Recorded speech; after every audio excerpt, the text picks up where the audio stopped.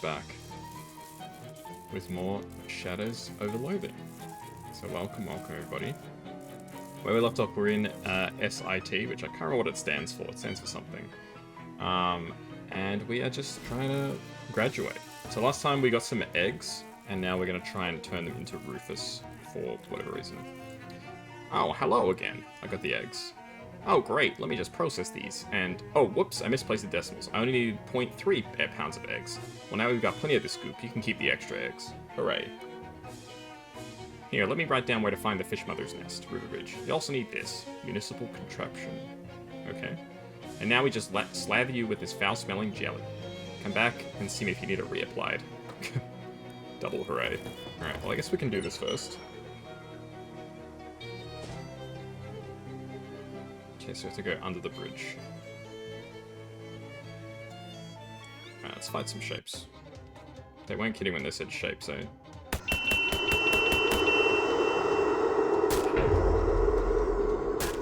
Damn, what the hell?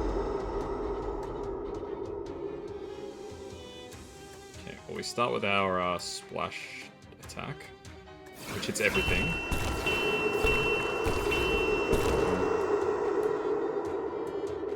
I have no action points left? What the hell?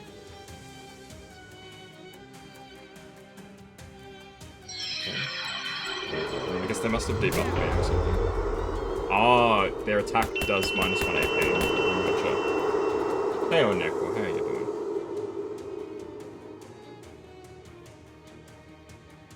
11 damage seems pretty good. We'll hit him with that. And we'll finish him off with our regular attack. There we go. Take your non-Euclidean bullcrap elsewhere, bozos. S.I.T Chemicals Department. Okay, use the tool that Ruby's got me. Ah, so it's a ladder. Oh. No, I don't want to go up there. I want to grab this fishing rod. A cursed fishing rod. Okay.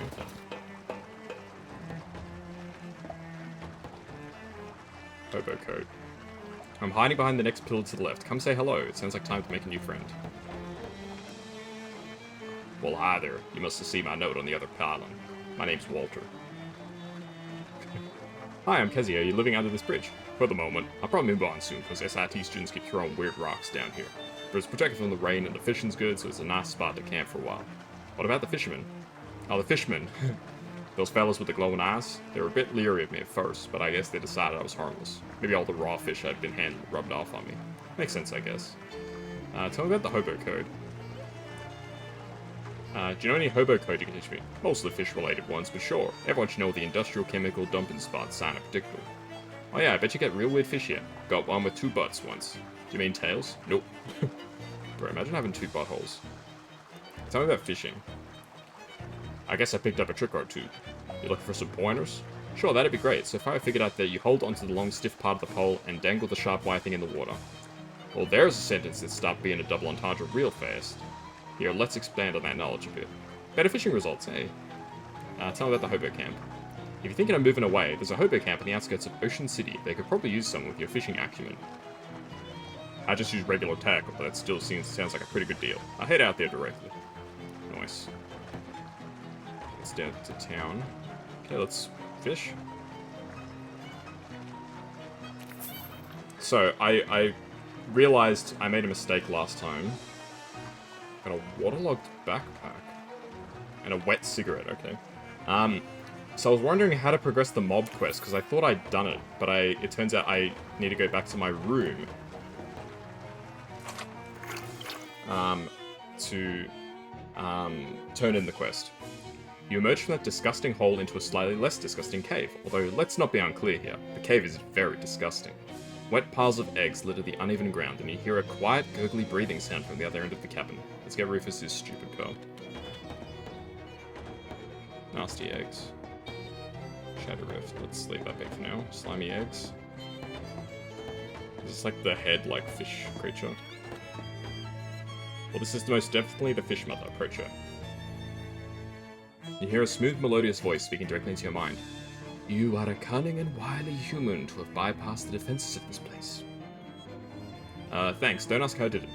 I already know. Fear not. The eggs I give my children to take care of are largely non-viable. It helps keep them out of trouble if they think they have responsibilities. Why have you sought out this audience with me, human? Well, ask politely for the film. Ah, so you are a treasure hunter, are you? You have killed 11 of my children. Yes, I counted. Have the further temerity to trick your way into my lair in pursuit of material wealth. It's not like that.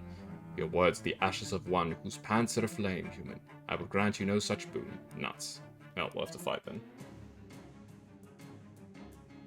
Holy shit, 90 HP.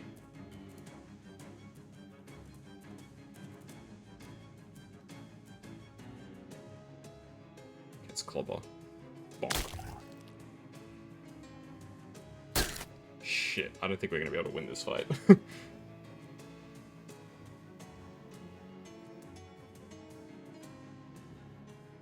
Okay, so I got 3 AP, so I can hit... Oh, there was another guy there. I didn't even see the guy in the back, the darker fish. Far out. So this guy won't die if I...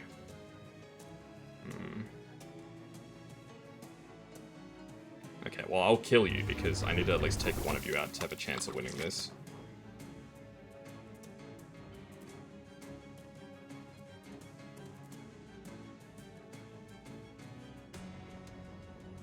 Okay, and I'll hit you with the whisk, so you're at least dead. Okay, I can get slapped by a fish. Oh shit. Okay, Torty the turtle is pretty badly injured, but he's okay. Let's hit Torty the turtle again. What are you planning to do? You're planning to hit Torty the turtle as well. Okay, I need to stop that. Because if Torty the turtle dies, we're in kind of some deep shit. Okay, I've got 1 AP. So I can kill that guy.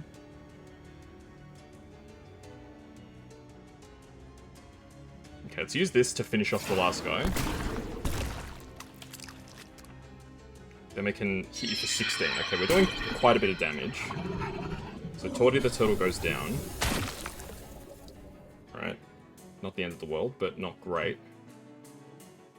Okay, he's planning to do 18 damage to me. I have very little HP. I can heal myself.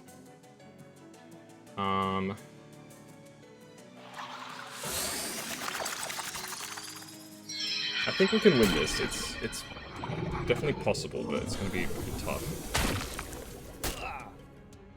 Okay, so you're going to hit Molly. Molly is just screwed. She can't possibly survive.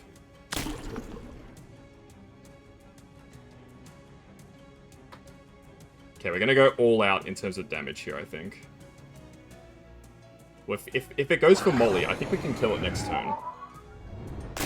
So I do 16 damage, right? Yeah. Yeah, next turn we kill it. So it'll kill Molly.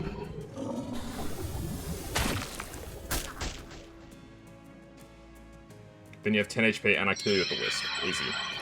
Oh. Alrighty. You won. Hopefully that won't set off a protracted human-fishman war or anything. I got the Fish Mother's Pearl, 26 XP, and Torty grows stronger. Very nice. Oh, there's more fishermen over there.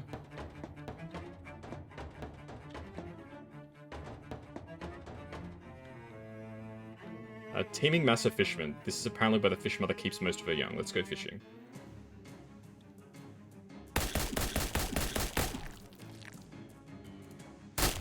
Yikes.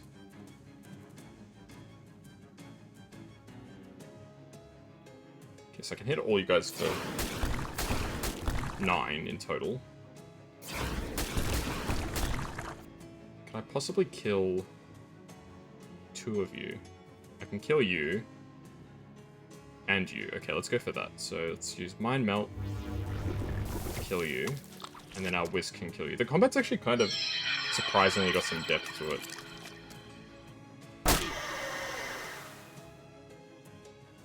Which I kind of didn't expect when I was playing this game. From what I can remember from the original game, it wasn't that deep, but maybe I'm just misremembering. When I say the original game, I mean West of Loathing, not Kingdom of Loathing. 25 XP and fish liver oil. Okay, so this looks like it's just going to be another grinding spot, so I can fight fish if I need crafting materials or something like that.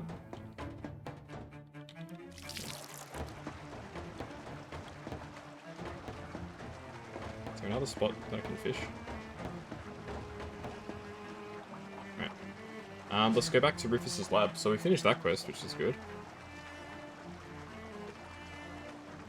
You walk past a phone booth and there's something clearly not right with this phone booth. The booth itself looks fine, but there's some kind of wriggling, twitching, shadowy mass inside it. Like a horrible multi-armed monstrosity scrambling to get free. As you're standing there watching, one of the arms manages to grab the door handle and the shadow spills out onto the sidewalk, splitting to 5 creepy little human-shaped shadows. What is this, some kind of Shadow Fraternity prank? Let's fight.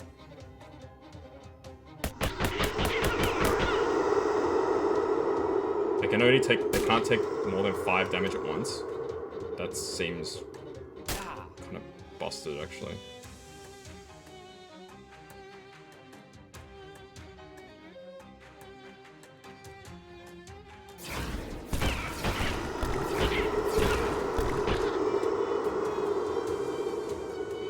Okay, we can use one more AP. And I think I should heal myself. I guess I can just hit the weakest one for 5. Yeah, this isn't good. Yeah, they're doing too much damage. I don't think I can win this. Yeah, there I go. Damn, some of these random encounters are like kind of brutal.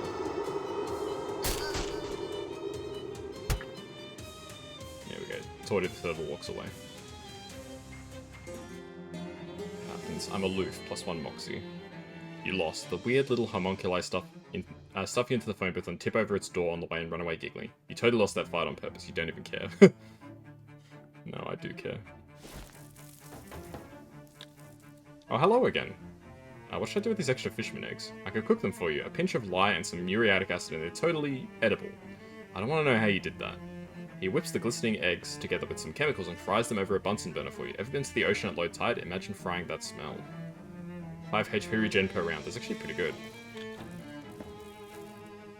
I got the pearl. Don't ask me for details. That gross, huh? No questions. Wow, that pearl really is a beaut. I'm gonna have to go into hardcore analysis mode for a while. I'll give you a call when I figured out the next step of my plan. Alright. So I guess we'll go to the bus stop, because I need to do some business back at, here. So I need to get my, yeah, here we go, here's my reward.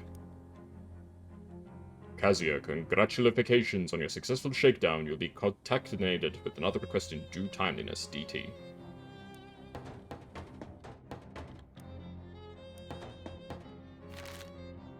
So I've still got all my effects, that's good. Okay, I've got another one. Call Dante with a phone number. Call the mob back. Upon auditorily processing the alert bell from this telephonic device, I've answered it.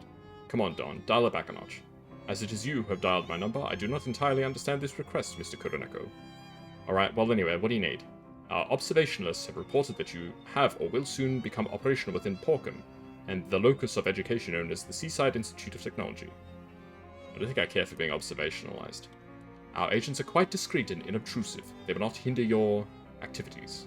That's not the problem. Would you preference that they take a more active role? Role? How do you even pronounce that? Role. What? No. Why would you pronounce it like that? Forget it. What's the job? The specific task we require of you is to sensitive enough to communicate to you in a telephonular manner. Please proceed to the luncheon at Fish and Chips, whereupon you will meet with one of our operatives who is known by the sobriquet Greasy Steve. You'll recognize him by... No, that's fine. I'm pretty sure I'll know him when I see him. Then fortuitous chance on your objective. Oh, I'm gonna guess that he's probably really greasy.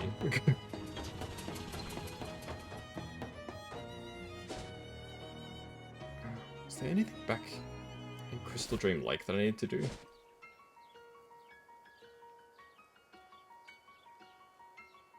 Don't think so. There's definitely things that I could do, but I can't think of them right now. Let's head to Fish and Chips. Here we go. Beep beep. You turn around to see a postman tip his cap to Molly and putter away on his motor scooter. Look, I got a present from my jelly bean up in the big house. The big house? What, like a mansion? Jail, you dope. She's doing time upstate because she went off on track doing a bank job and gave a copper lead poisoning. Let's see here. She made a license plate 300178 and a handmade shiv and a bottle of toilet vodka. Can you add them and eve it? Ah, I miss her so much. Toilet vodka? Well, it's like bathtub gin, just more so. 5 increased max HP, that's actually really good. Sad looking hobo selling pencils. You seem down, not getting any business? Nope. I thought this was a real good plan too. College kids always need pencils, right? But I can't sell a dang one of the things. They get this mean look on their face too, a sort of pity and sneer. Like they think I'm super dumb and these must be dumb pencils that only write dumb answers or something. Well, that's no good. He looks glumly at the sidewalk and rattles his mug of pencils at you. The mug has "I'm with stupid" printed on it with an arrow pointing toward the handle. Here you go, you can take the S.I.T mug. Maybe that'll convince the students you're smart. Say that. Just smart work. Thanks. Here, I'll swap you. Good luck. I'll buy a pencil from you too. Thank you kindly. It's a quest item, so apparently I need it for something. Do you have any hobo code to share? Why, certainly. Uses one of his pencils to draw some symbols on a scrap of paper for you. Thanks. Thanks for the help. As soon as the kids get back from break, I bet I'll sell tons of pencils. Fish and chips. A man in a really slick suit, described as such because it's both expensive and covered in grease, is stuffing his face. This has got to be Greasy Steve. Hey, Azure, how you doing? Hi, you're Greasy Steve. I like how you didn't phrase that as a question. You're a cool customer, kid. I get what dinosaur sees in you. Put it there.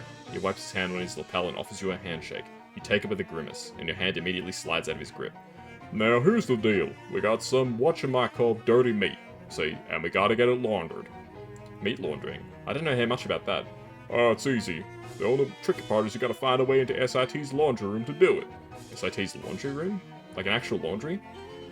Yeah, on account of how it's a steam laundry and only a steam laundry is powerful enough to clean this particularly dirty meat. He passes you a sack under the table and you take a look inside. Yeah.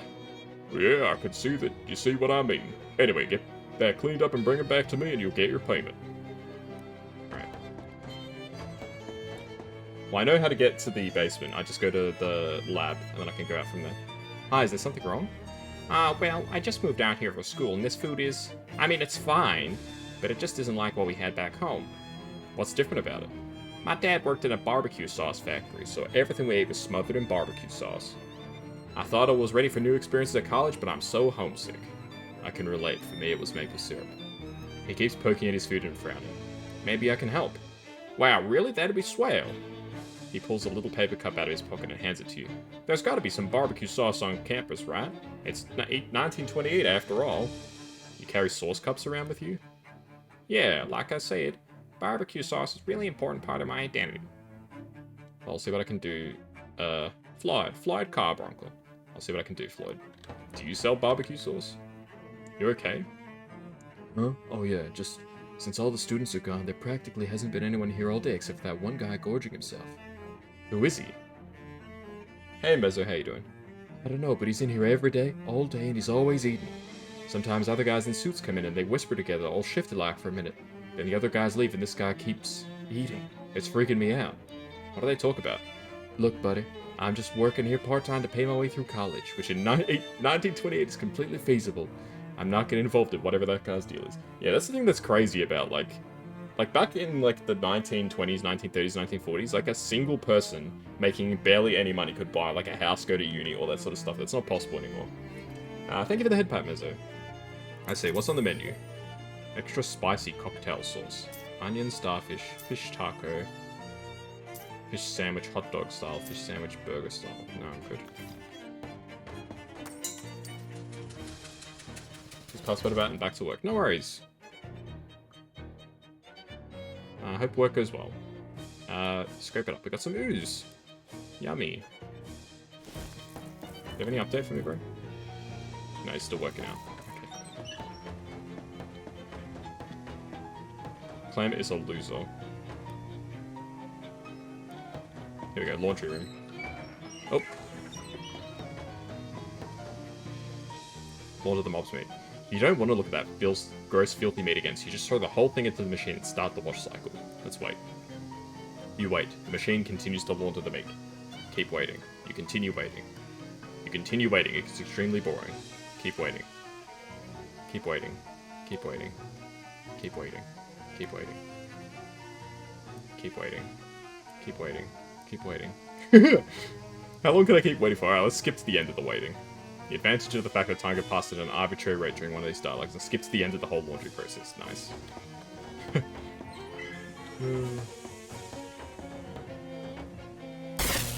Oh. If I get +1 Moxie, I can... Am I still, like, covered in that shite? Am I? Effects. I am. Okay, I need to wipe off the fish goo. There we go, Rufus's rag. Let's wipe. Okay, let's open up this door. Your nimble fingers bypass the broken circuits and trip the door lock. Let's go. A massive steam-powered freezer. It's probably full of jumbo shrimp and military intelligence, am I right? I got fridged ice cream scoop. Ooh! Okay. Someone has leaned a book against the front wall. Let's grab it. Short stories of long winters. Ah, gives hot armor. Nice.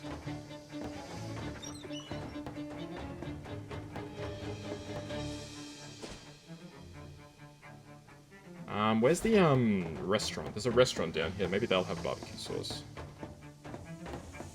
It's this place, right? Is that barbecue sauce?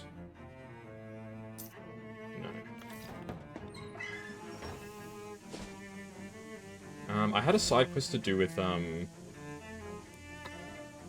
talk to the guy at Zeta Omega Omicron wants to get wood chips from his buddy at Fire Upsilon Tau.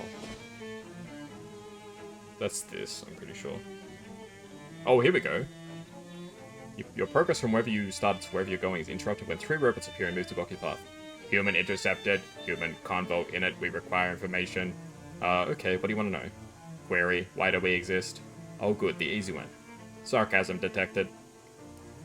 Look, why asking me? I didn't build you. Why not ask the students who built you? Reply, when we approach they sound volume too loud and movement direction opposite and speed fast. Ah, well I guess if the baking soda volcano I made in 8th grade started asking me existential question, I'd be a little unnerved too. Your purpose is calculation. Your robot brains process information faster than our human brains. Evaluation obvious, human intelligence equals low. Well hey hotshot, you asked me, if you're so smart why don't you go calculate your own existence? Evaluation, fine. Prediction, robot, perform action, probability high. Fine, go do it then. Evaluation, fine. The robot storm off in a huff.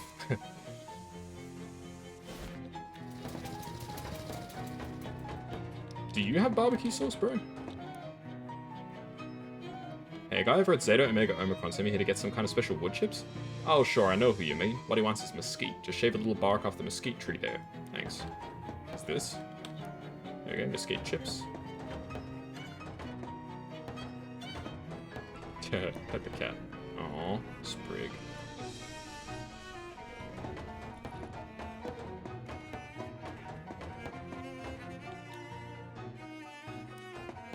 What do you have to say for yourself? Nothing. Zeta Omicron. What the heck? An SIT student wearing a bulky overcoat flags you down as you across the street. Honig? Hello? Do you find yourself in need of a fuse of this fine day? No thank you.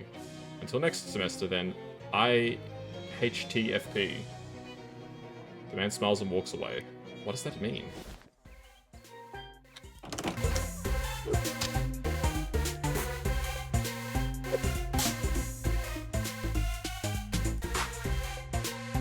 Here we go, give him the wood chips. Hey, fantastic, thanks bro. Those are probably gonna make it real smoky in here though. Oh yeah, that's how you know it's a party, whoa.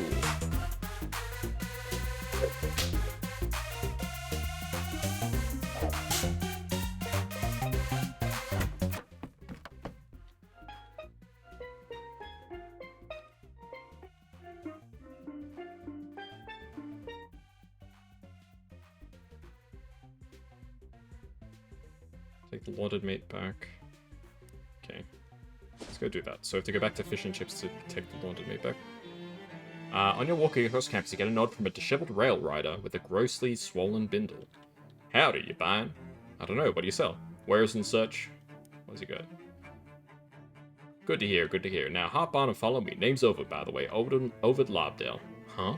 Where's my wares, are you wondering? Heh, shut, salt, store pal, I don't carry my inventory on my back like some cargo ant, so you're coming or what? What's in the bindle, then? With a wink, he gingerly unwraps the bindle. As soon as the rope is loosened, a massive gust of wind roars out and propels the hobo in a parabolic arch to his destination. Huh, might have been fun to do that.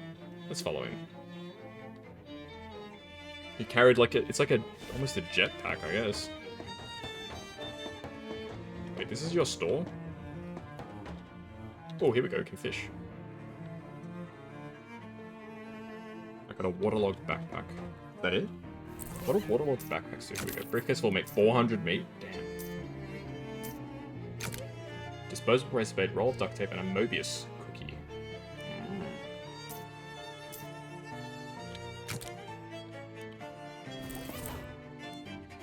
Hey there, fella. Can I interest you in some quality merchandise? What kind of merchandise? Dunno, just stuff I've found. Have a look, see if any of it catches your eye. Teach me some hobo code. Oh sure, do you know the one for free bed yet? What's with all these beds? University was getting rid of them, and finders keepers, I say. What is he selling? Anarchist hardware, delicious oyster, gymnast shoes.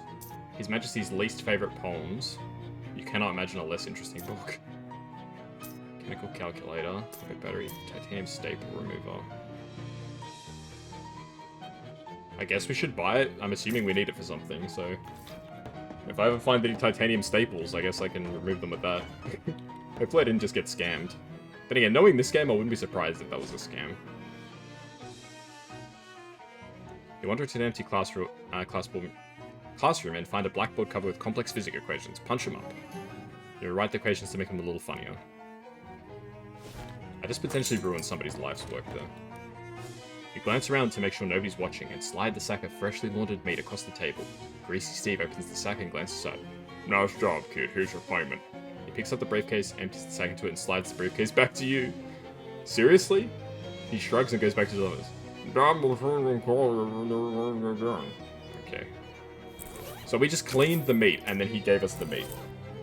As a reward. Oh, this game. Okay, let's go back to Ocean City. We'll see if there's another quest, and then there's also cotton candy that we can get, apparently. Looks like we do have another quest from the mob. Call Dante, yes.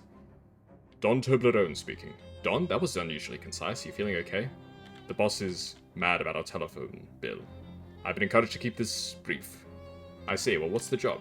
Greasy Steve will have the details for you. Okay. Yeah, I have a feeling my guy's not too happy about having to deal with Greasy Steve again.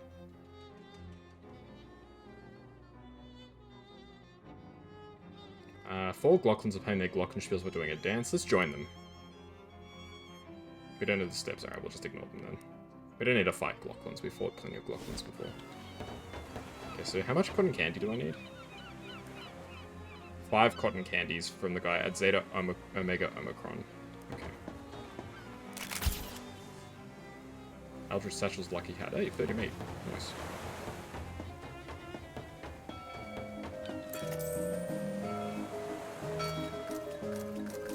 There we go. That's 5. Oh, we can fish with the cursed rod.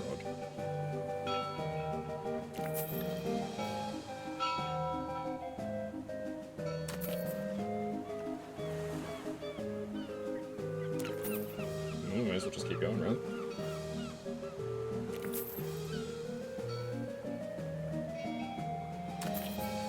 Oh, I missed whatever that was. I'm not complaining. We can fish a lot now, huh? Is it because we're getting better fishing rods? Like we can fish more stuff or something? I don't exactly know how this works. I got a haunted clam.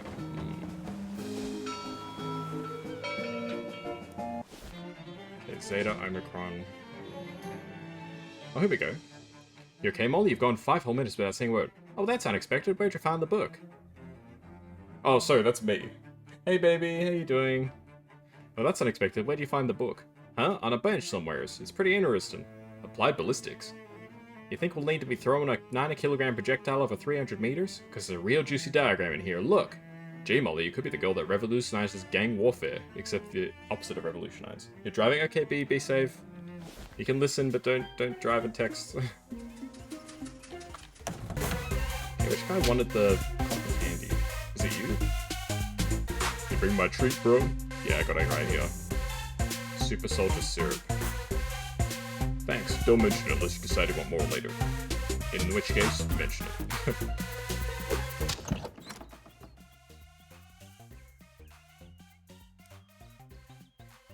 Okay, I need to go back to fish and chips. You wander into a science lab and see that someone has left some kind of experimental magical reactor running unattended.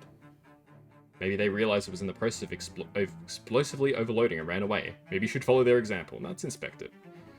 You inspect the reactor carefully and discover the problem. It's being powered by electrically overcharged will-o'-the-wisps, and the field that keeps them contained isn't running at full power due to some faulty soldering in the control circuits. If it seems improbable to you that you would know enough about this stuff to figure that out, just assume it was written in a notebook someone left on the table. Let's fix it. You quickly skim the experimenter's notes, grab a soldering iron and make the necessary repairs. Even the wisps are impressed by intelligence and handiness. One of them grudgingly gives you a thumbs up from behind the reactor's tempered glass window. Alright. Greasy Steve swallows and drags his sleeve across his mouth. Hey kid, good to see you. Have a french fry. They have fries here? I didn't see that on the menu. I bring my own from home. I'll pass, thanks. What's the job? The boss decided we need to send a message to Congressman Chutney. You familiar? Sure, a message is when information is conveyed from one person to another. Bro, this is literally the type of joke that I would make. Completely missing the point of what the person's saying. I met with the congressman. Never met him. His son, Chad, is a student here. Lives at one of the frat houses. Zeta Omega Omicron. I know the place, so? So you're gonna make the young Chad sleep with the fishes. Whoa, I didn't sign up for. Gracie Steve passes you a large bag of rotting fish. Oh, well I didn't sign up for this either. Look, all you gotta do is get into the kids' room. It's a lead pipe cinch. I don't know what that means, but okay, I guess. That's the place where I just was. Oh, there we go, somebody gives me some meat. Nice.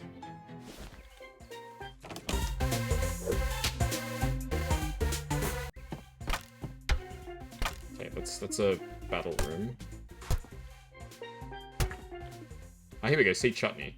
You sneak into Chad's room and dump the rotting fish out into his bed. After tonight's inevitable rager, he'll stagger back to his room and pass out without even noticing them. The perfect crime. Bada bing, bada boom. Okay, I need 5 stench armor. Can I get 5 stench armor? Can I see what my stench armor is currently? I don't think I can. Okay, stench armor.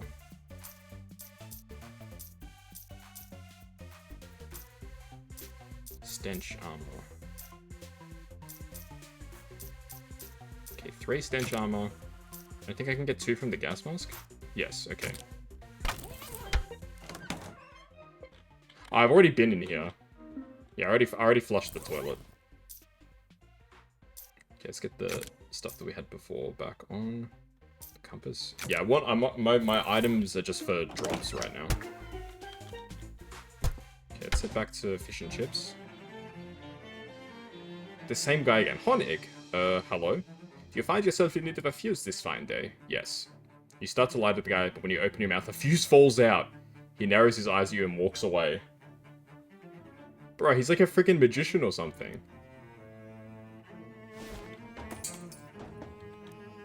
You sit down from across him. So how'd it go, kid? You got some news for me? Yeah, the kid's bed is full of fish. It was a lead pipe cinch, like he said. I still don't know what that means, though. Nobody does. That's what makes it such a great turn of face. Anyway, nice job, kid. Now Congressman Chutney will really know who he's dealing with. He sure will. Briefcase full of meat. How much is in this one? 600. Oh. Can I get another one? That's the question. Is there another quest or is that it for now? It looks like there is another quest. Call Dante. Call the mob back. Salutary Grishinating. The person who has activated this telephonic mechanism and with whom you are now conversating is known as Don Toblerone. I thought your boss said you had to keep it brief now. We devised and then agreed upon an arrangement deemed satisfactory to both parties. Let me guess, you're paying the phone bill. Your guessing prowess is preternaturally efficacious. That's what they tell me. You got another job? Once again, the particulars of this undertaking are being held in a scroll and will be transmitted to you audaciously by our colleague, who... Gracie Steve, got it. Okay, bye. Alright, let's head back to Gracie Steve, I guess. Oh, here we go. You decide to take a shortcut between two of the university building. It's a little dark and spooky in there, but nothing to be scared of, really. Oh, until you hear a manhole cover scraping open and turn out to see a fishman glaring at you as he starts to climb out and slam it shut. 20 XP, far out. You grab the edge of the manhole cover with a mighty heave, you flip it over onto the really quite surprised fishman, knocking it back down the hole. More specifically, knocking it into the second fishman, who was halfway up the ladder, and the two of them fall on the third fishman, who was waiting at the bottom of the ladder. There's a whole lot of screaming and splashing involved, but after you close the manhole properly, it's muffled enough to not bother anybody. You sit down. What's with that grim look, Steve? Got a serious job for you this time, kid, and it ain't gonna be easy. After those last two jobs, I could do with a challenge. That's an attitude that'll take you far, kid. Maybe right off a cliff, though. So what's the job? There was this vampire, a real mean SOB. It got one of our capos really steamed. Like, really steamed. As in, he literally steamed the guy to death. What? It's one of those mist-type vampires, you know, but real hot. And I don't mean hot as in good-looking. I see. Maybe. The fight was in the steam tunnels under S.I.T. We've managed to seal the thing up in there, but someone's gotta take care of it for good. That's where I come in, huh? That's the long and short of it, kid. Here's the combination to the door, but don't go in there half-cocked. Hands you a folded slip of paper and a sack of rotting vegetables. How are these supposed to help? They're not. I just want you to throw them away from me. Or hell, keep them, I don't care. Swell, thanks. Okay, we can get back to the tunnels easily by going to Rufus's lab. As you're walking down in one of S.I.T's many various science buildings, a lab door suddenly bursts open and a wild-eyed, lab-coated man runs out with two large, fizzing test tubes in my hand. Refuse my tenure, will they, those fools? I'll destroy them all, don't try to stop me. Stop you from doing what exactly? I've created the perfect monster formula. All I have to do is mix these two chemicals and an unstoppable legion of beasts will devour this entire building and everyone in it. Give him some advice. Hang on a second, why'd they deny your tenure? They said I haven't published enough original research. The fools, I've created life. Which sounds like a pretty hefty research project. Have you considered, you know, writing down your findings and publishing them? I guess I could do that. I guess. That doesn't sound nearly as fun, though. I'll stop sulking. Here, I'll lend you my pen. Good luck.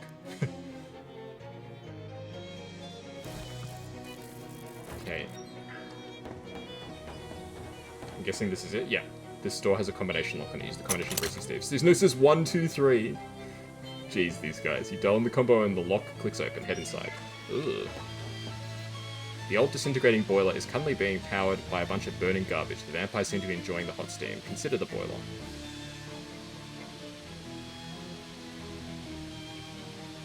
If you could replace the water in the boiler with holy water, that would get a crimp in there fun. You don't need about 100 gallons of it.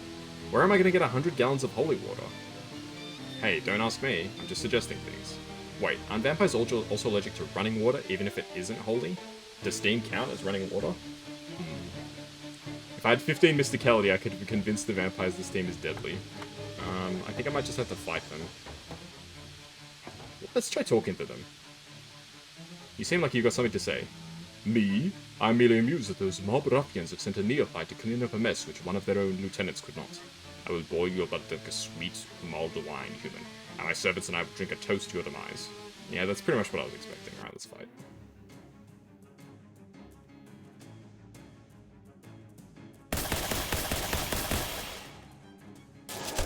Aye. No, Toidy's getting hurt. Gets you splatter. Oh, he's spooky. Did you hear that?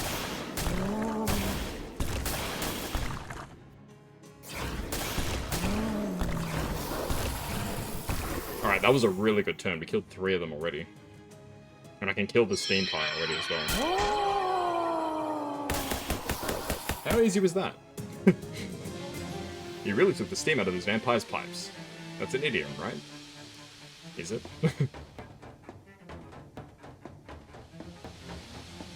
Well, here we go, we can fish now. I got a handful of steam. You're already carrying as much steam as you want to carry. Alright, fair enough. You're going to the shop? No worries, baby. I'll talk to you later.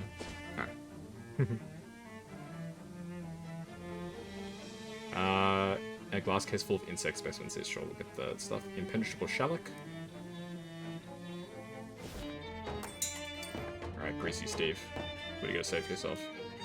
Kid, I honestly didn't expect to see you again. You got a real talent. I was nothing. Nah, don't sell yourself short. You got a real future in the organization. This is probably the last job you're beginning from me. You've dealt a fatal blow to the blood service in this territory. So if the boss has any more work for you, it'll be somewhere else. Good luck, kid. Thanks, Steve. See you around. How much do I get from this? Ooh, 700 meat. Sad necro noises? What do you mean, B? I said see you later, love you, and I blew a kiss. Sad necro noises? Why are you sad? Didn't say love you? I swear I did. Oh, I love you. Mwah.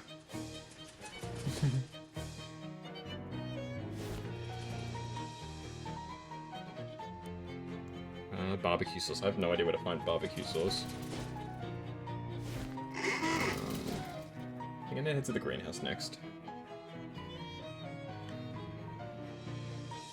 Sure, it's exercise. 6 XP. Nice.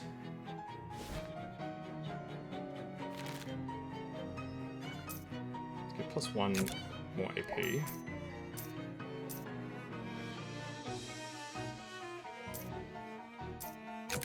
This as well. We're 100 XP away from buying all of those basic skills. That's good. Okay, I think that we should be able to go through this area now, right? I think I need to equip the Pooba helmet. There we go. See you later. Yes, baby. See you later.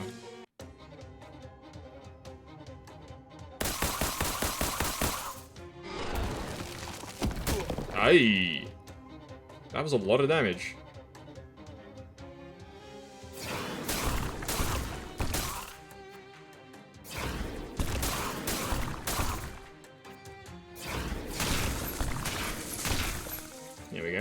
That worked out pretty well. You converted those nasty plants into harmless green stains.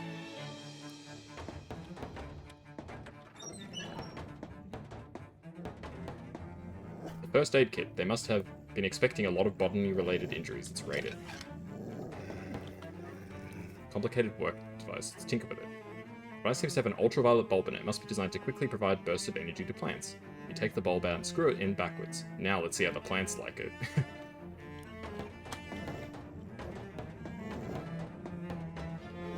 The table has 2 things on it, a soda and a note that says, "Stop pouring chlorophyll into my sodas, you jerks." Grab the soda, it's an extra green soda. Let's fight some more plants.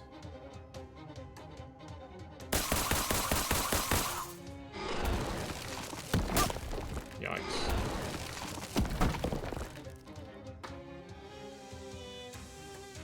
Okay, I've got 4 AP now, right? Yeah, so I can do 12 damage to different enemies in one turn with my basic attack. Not my basic attack, my AoE attack. How good is that?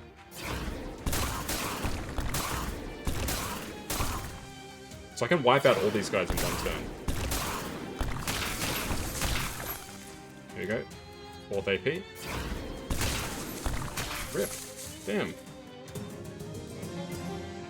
You turned 5 plants into 0 plants. You always did have a green thumb. Fungus lab. Absolutely no light in this lab. If you can read this, there's too much light. Some kind of fungus experiment is in progress on this bench, you think. It's kind of hard to tell in this light. It's completed. Concentrated mushroom distillate. Increases all damage by 4. Damn. Needs to be every kind of mushroom at once. Alright, let's just get out of here. Here we go, the mother of all plants. Well, not all plants, but the ones in here, presumably. Oh, one of the mob is here.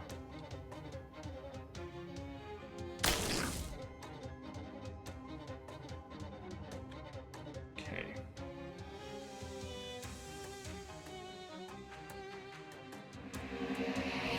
Let's light this guy on fire.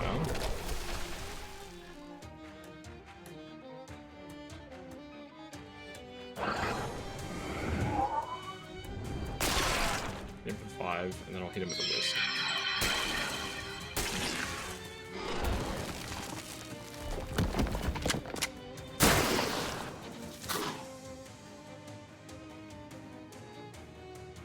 Oh, everyone's poisoned.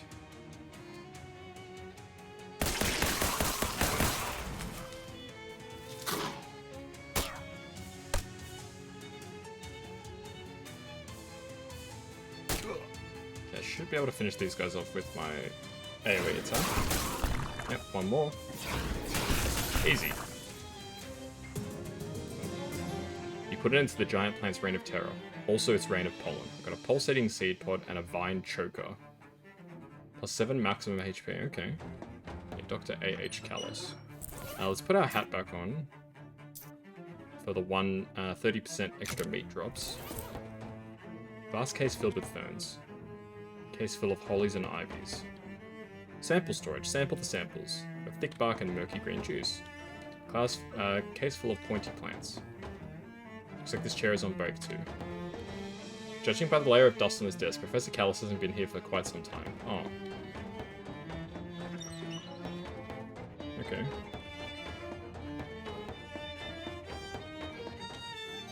The botany TA continues to stare off into space.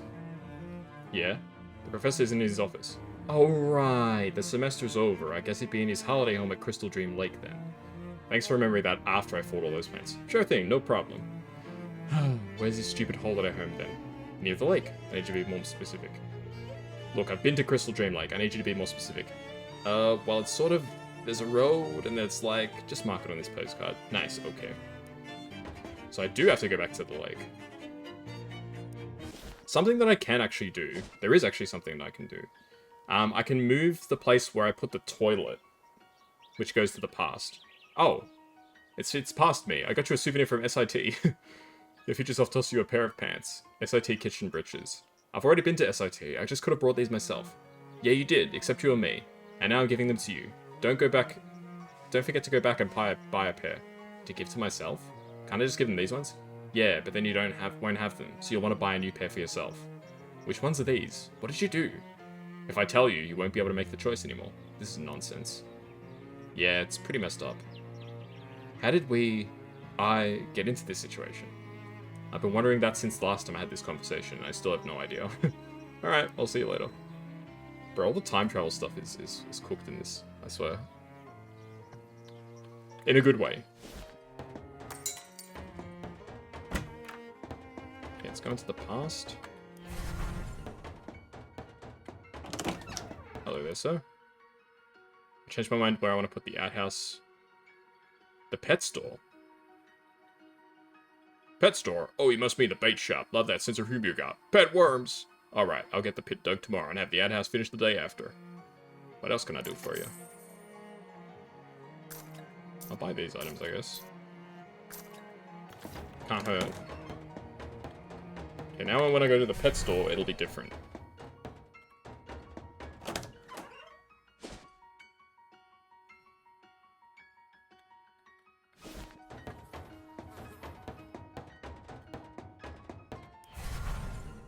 Grady's live bait. Catch your next meal today. Ooh, 6 stylish gel. There's a mousetrap set up here. Disarm it. You disarm the mousetrap. Grady frowns. Hey, what's the big idea? It seemed cruel. Grady frowns. He walks over, resets the mousetrap, frowns again, and goes back behind the counter. Sneakily disarm it. Click. Hee hee hee. This must be... hello there. Hello and welcome to Grady's Live Bait. I'm Grady and this is... my bait shop. Nice to meet you, Grady. Grady smiles. Anything you need help with by any chance? Well, I'm always looking for people to dig up night crawlers for me. Oh yeah? Smelly things those are. Interested in doing some worm hunting? Sure, I'll get you some gross worms. Good deal. Dig up, oh, let's call 5. 5 good-sized night crawlers and make it worth your while. Here, you'll need this.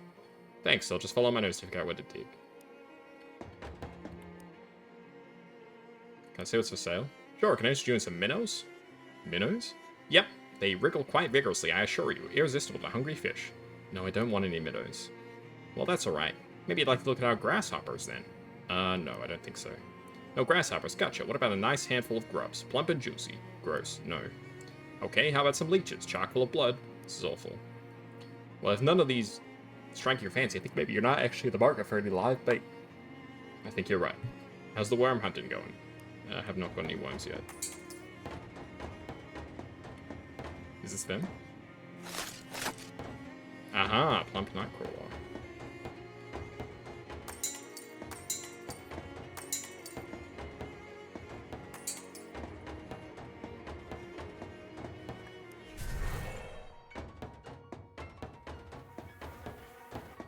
Where do I get the rest of the nightcrawlers? Good fronds are hard to find. Hi Greta, what are you selling? I got this snake available for adoption. I got one giant mosquito left out in stock too.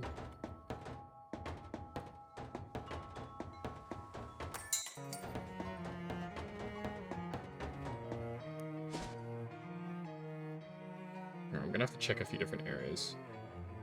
Alright, let's fight the fairies.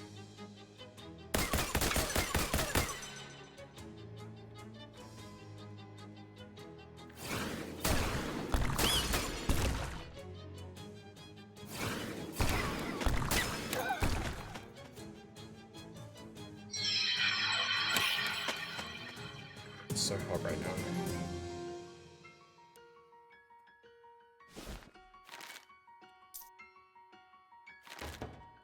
There you go.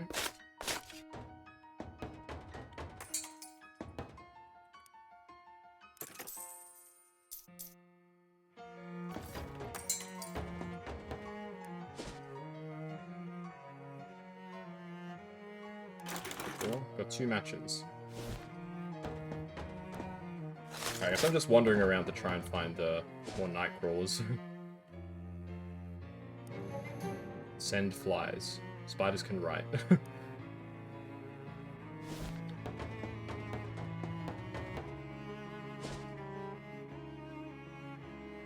Break it up.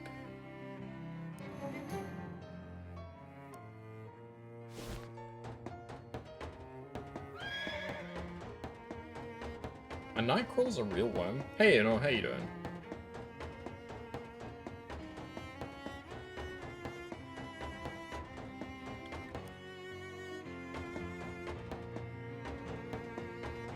Hope you're doing good, you know.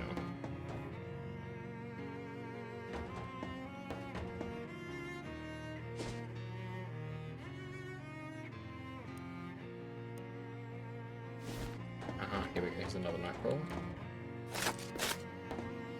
How many is that? Quest items. I've got 4, I need 1 more, okay. You doing A-okay? How about you? I'm doing pretty good. Good to hear you're doing well too. Let's crack the nut. 5 XP.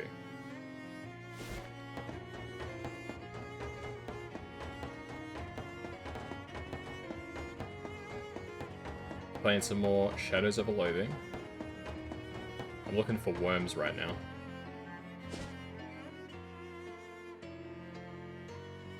Here we go. You start to get that deja vu feeling again. Look around to see yourself coming up the road. This would be as good a time as any to give him that pair of pants from S.I.T. Give him the pants. Hey there, I got you a souvenir from S.I.T. You toss the pants to your puzzled past self. I've already been to S.I.T. I could have bought these myself. Yeah, you did, except you or me, and now I'm giving them back to you. Don't forget to go back and buy a pair. To give myself? Can't I just give him these ones? Yeah, but he won't have them. So you'll want to buy a new pair for yourself. Which ones are these? What did you do? If I tell you, you won't be able to make the choice anyway. This is nonsense. I guess I have to say, yeah, it's pretty messed up. How did I get into this situation? I've been wondering that since the last time I had this conversation. I still have no idea. Well, see you later. I guess there's some time shenanigans here. Soda. Hey, buy a soda. Yeah, I'm skipping through some of these events because I've already done, I've already read through them, like, a couple times for some of them. Translate. Yes, it's the spiders. Okay, we can head to the nightcrawlers now. I'm done. Fantastic! You hand over the worms. As promised, honest pay for honest work. 100 meat. You cannot but think that revolting pair would be more appropriate. But Grady beats you to that thought by pulling a flower pot out from behind the counter, handing it to you with a grin. You got a potted nightcrawler. Thank him and leave.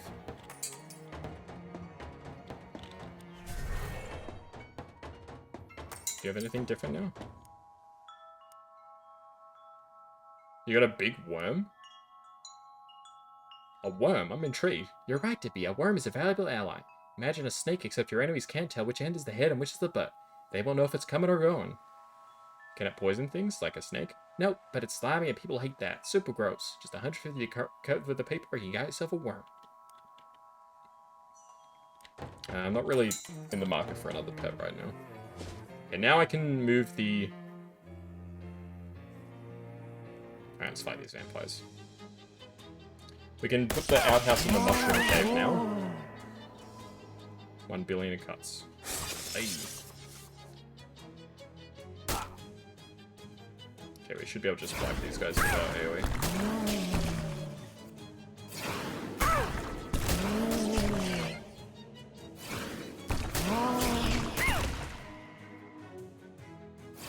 We don't wipe them. One of them lives. 2 of them live! Okay, well I killed one of them with my whiz.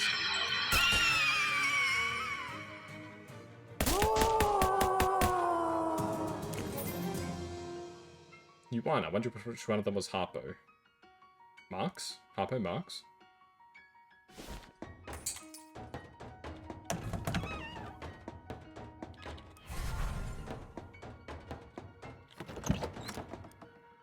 Outhouse. Mushroom Cave. The Mushroom Cave? That's an odd choice. Nobody goes mushroom picking there anymore, on account of the monsters. Monsters? Heh. Well, that's the rumor. If you ask me, someone just ate the wrong kind of mushroom, got a bad case of the Ghiblies. Anyway, I'll get the pit dug tomorrow and have the outhouse finished the day after. Alright, thank you.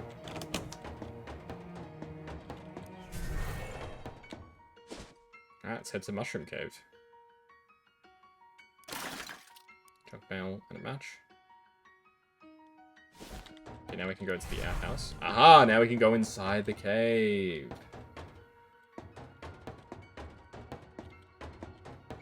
Okay, let's fight the mushrooms.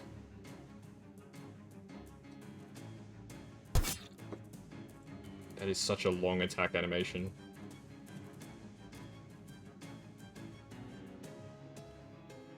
Okay, I think we can kill them all with just our splash. No, we can't. They only take 2 damage. So they have sleaze armor. I can kill the 2 little guys at least. Okay, I can kill you with this. And then I should be able to kill you with my regular attack. Yes. Easy. Mushroom cap, mushroom steak, fragrant spores. Let's find more mushrooms.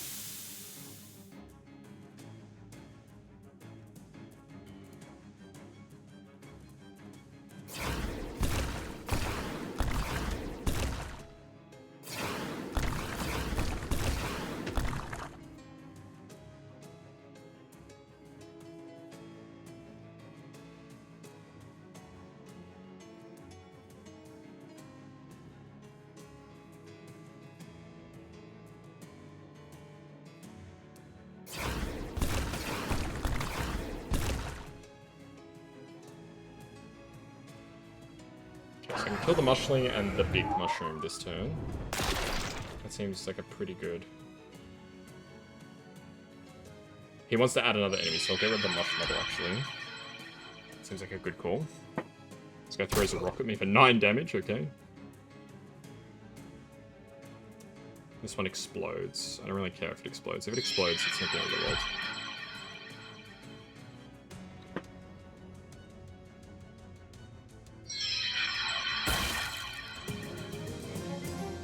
You've once again asserted the superiority of mammals over mushrooms. Here we go. More mushrooms. Oh. It's like a boss-looking mushroom. Uh-oh. Ugh.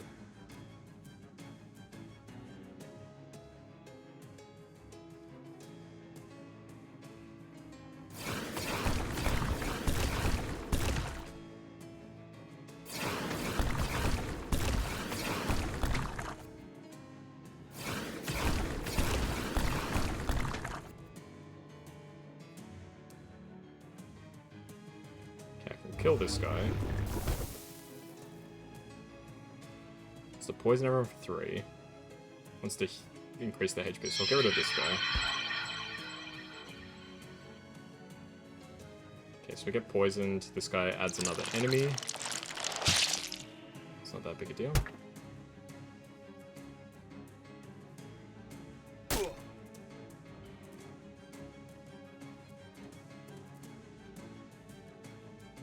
Okay, I'll kill the one that's adding more enemies.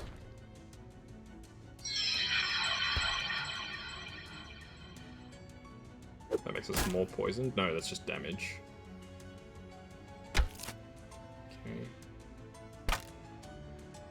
Okay, heal me please, Torty. No, he heals himself. Okay, I'm gonna heal myself. I'll kill this guy. And there's just one little mushroom left, so we'll kill him on our next turn. No problem. Oh, now you heal me, Torty.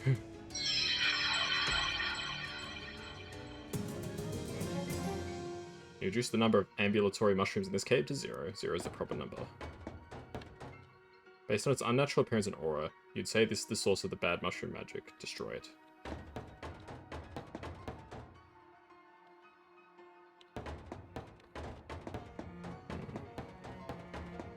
We'll see if I can... Because I reckon if the axe is there now... Is it going to be a different thing when we go back? Ooh, we can actually just go into the cave. Yeah, I'm resolving not to touch those things. Ah, it's different. It's a rusty axe. Muscle plus 4, reduce your target's moxie by 3. This axe is less axe and more tetanus on a stick at this point. There we go. Well, that works.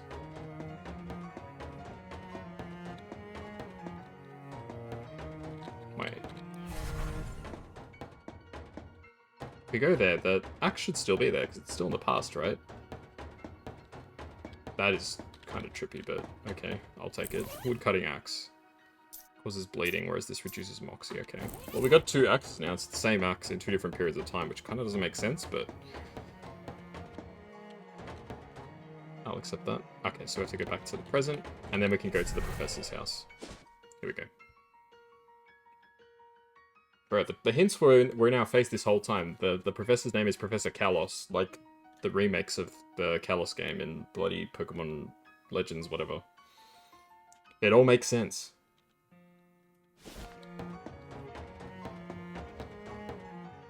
Okay, where's he just watching me?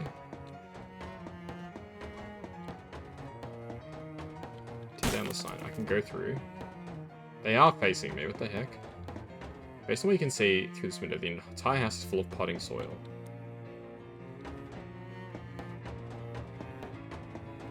Yeah, the sunflowers are like following me.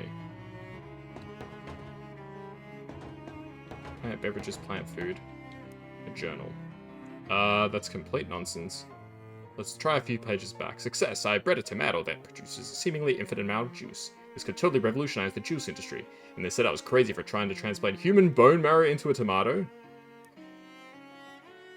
New idea. The successful tomato bone plant marrow transplant implies the possibility of the reverse procedure. Transplanting plant organ structure into a mammalian subject. Must investigate. You skip over a lot of technical mumbo jumbo and analysis of experimental results to get to the next reader with it. I'm certain I've got this right, but the woman at the pet store refuses to sell me any more rats until I explain what I've done with the last dozen, and I don't think she'll like the answer. I am hesitant to use my loyal companion Barker for this purpose, but he's all I've got left. Anyway, there's nothing to worry about. It'll definitely work this time.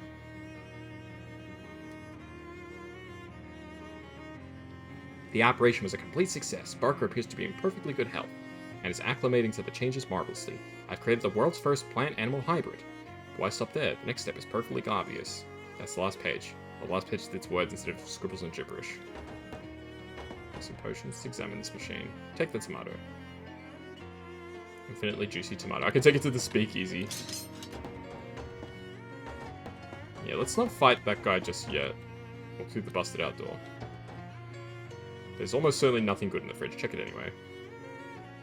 Ooh, it's even wilder in here than expected. Half the vegetables have rotted and turned into muck and mold, and the other half appear to be mutated experimental plants that have rapidly acclimated themselves to the environment and are using the rot as fertilizer. It's like a small smell-felling alien jungle in this fridge. Make a salad. What? I said, make a salad. Maybe I wasn't clear. We're talking about a selection of plants that is half rotted goop and half pulsating veins. This isn't the salad bar down at Outback Sizzler. If you make me do this, there's no backing out halfway. You're gonna have to read the whole thing. Alright. Alright, well I guess there's no point in fighting you on it. I know how this goes. You poke around the ruins of the kitchen until you find an intact salad bowl and wipe it off with your sleeve. Let's see. A salad would typically start with a bed of lettuce. The nearest equivalent you have would be either some of the glistening brown sludge that's just barely holding together into leaf-like sheets, or some broad, shiny green leaves dotted with blood-red splotches, the weirdly splotched leaves. You pick a handful of the leaves and arrange them in the bottom of your bowl. It seems like the red spots are migrating toward where your hands touch the leaves, so try not to do that too much, or let the spots actually touch your skin. What next? Maybe some sliced cucumber? You do see something in here that looks like maybe it used to be a cucumber, but it's mostly dissolved and leaked away, leaving behind a long blob of empty and blackened cucumber skin, like a deflated, slime-leaking party balloon. Alternatively, you could take a vegetable that's sort of long and round like a cucumber, but is yellow like a swash, with rippling and bulging bright green veins. Let's get the weird vegetable. You take the weird squash-like thing and find a rusty kitchen knife to slice it with. Neon green juice spritzes out with surprising force as you do, narrowly missing your eyes and tingling fiercely when it gets on your skin. The inner flesh of the vegetable is black, with an oily purple sheen, and it smells like a brand new car tire that a cat peed on. You arrange the slices neatly in your bowl. The next thing you find while rooting around the fridge is a surprisingly intact looking onion. Next to it is this thing of similar shape and size, but more of a puce color, and twitching slightly. Let's get the other thing. As soon as your knife pierces the skin of the puce-colored vegetable, it bursts open, and thousands of tiny pink mites pour out of it, scampering everywhere on spider-like legs. They vanish quickly, finding various crevices throughout the kitchen to hide in. Hopefully none of those crevices belong to you. You calmly slice what's left of the vegetable and add it to your salad. The perfect thing to top up a salad is, in my opinion, some nice fresh cherry tomatoes. You do find a bowl of round things that might be greyish green cherry tomatoes, or rotting grapes, or old pickled quail eggs, or maybe just green olives. Ugh, I hate green olives. There's also a plant that has sprouted some berries of similar shape and size, except they're white. Well, not exactly white, sort of off-white, except the off part isn't quite exactly the same. Isn't quite the same color you get in a normal off-white. Let's go for the whitish berries. It turns out the berries are firmly attached to the stem. As soon as you pull them, the skins slide off the berry cores with thin slurping sounds, leaving behind wet round nodules like peeled grapes, each with a large circular black spot at the end. These spots weep milky white fluid as the nodules deflate. You arrange the skins on your salad in an aesthetically pleasing pattern. Now you just need some kind of dressing to top this all off. Luckily, there's 2 bottles in the fridge door, one filled with something grey and labelled blue cheese dressing, and one labelled with a bright pink liquid and a handwritten label that says number 3 with a skull and crossbones. Let's get pirate dressing. You open the bottle and pour a generous helping of hot pink number 3 onto your salad. It's thin and oiling. Maybe it's some sort of raspberry vinaigrette? Maybe you could pretend that. It smells like chemicals, which I admit is vague, but I can't think of any other way to describe it. The smell you thought of when I said it smells like chemicals, that's what it smells like. Well, I guess congratulations are in order. You have created something that, technically, could be called a salad. Bon appetit. Yay.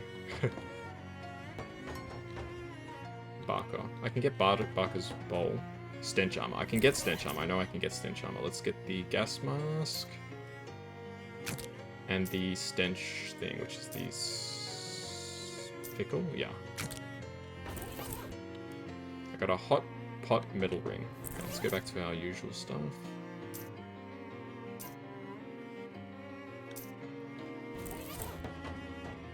This leads to the dirt room. There's no space in there for you. Well, I'm guessing since we have Barker's bowl, maybe we can avoid killing him. No. Alright, let's fight. Didn't really want to fight you, Barker, but I guess I'm putting him out of his misery, so.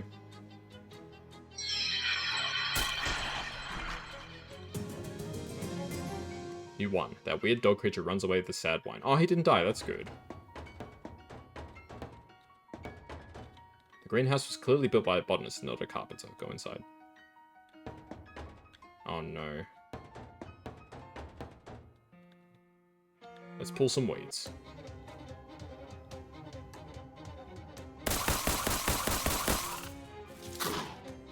Let.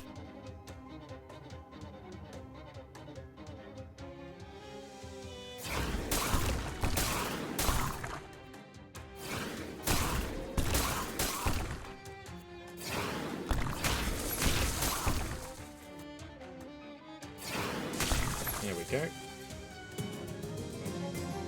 You won. People don't usually take pride in being able to beat up plants, but you've earned it. I can keep fighting them, okay?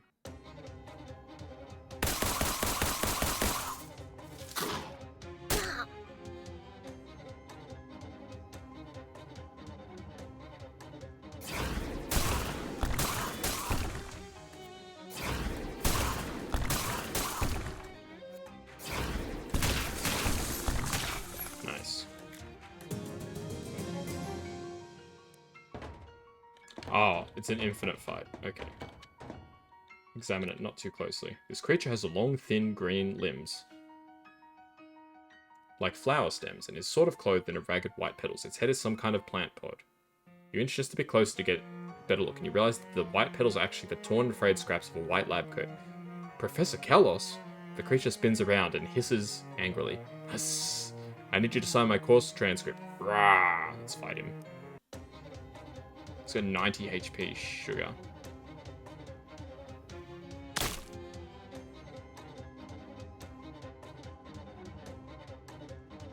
Okay, let's set him on fire.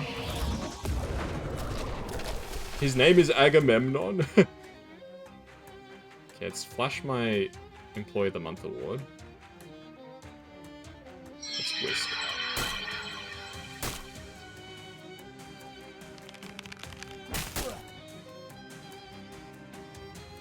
Hobo, yeah. Bonk.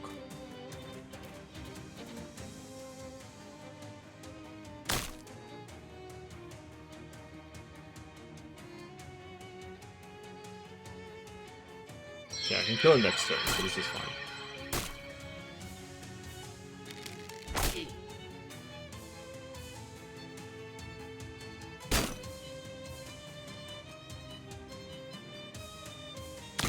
There we go. Sorry, Kalos. Nothing personnel. You won. Looks like people who live in glass shouldn't be plants. That's right. The crumpled remains of Professor Kalos. He's already starting to wither and smell bad. Gross. Oh, dang it. Now how are you supposed to get your transcript signed? Let's search him. You pick through the tattered remains of the professor's lab coat to find his faculty ID and pen. Well, a signature written with the professor's pen should be just as good as if it was signed by the professor himself, right? Nobody could possibly dispute that. You sign your transcript with a reasonable approximation of the signature on his ID. You finish your major. You find a pair of pants discarded in the corner. I guess the professor grew out of them. You take them for good measure, by which I mean you measure them and they fit you, which is good. Sweet.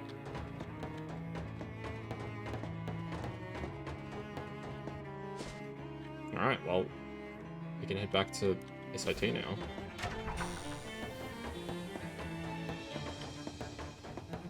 Missions? No. I think I need to go to the library.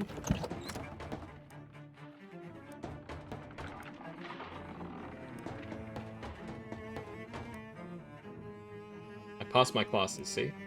You hand Ted your transcript and he inspects it carefully. After a moment, he nods, hands you back the transcript, and gestures to the door with a thumb. Thanks, Ted. Into the stacks.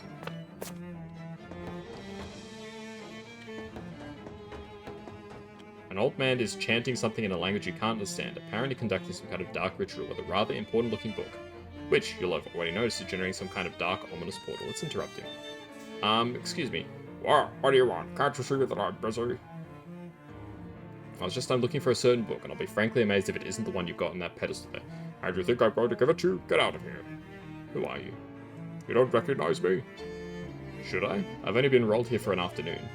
I'm Dean Wormwood, and if you don't leave immediately, I'll expel you. I already graduated. I meant out of this dimension. Oh. What are you actually doing? Didn't I just tell you not to interrupt me?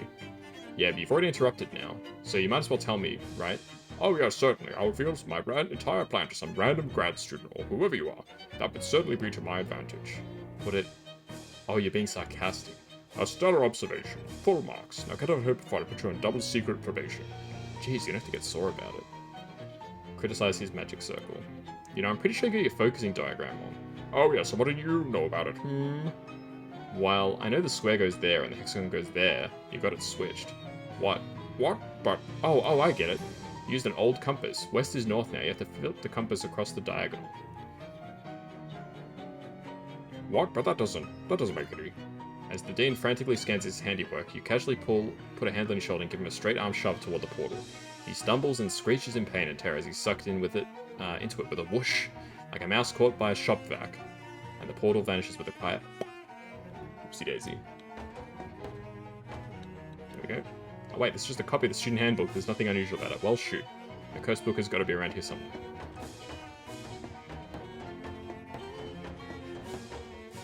Oh, here we go. That's the book we're looking for. Check it out, as in examine it or borrow it from the library. Both. You got the Librum Umbra Mellum Ovea.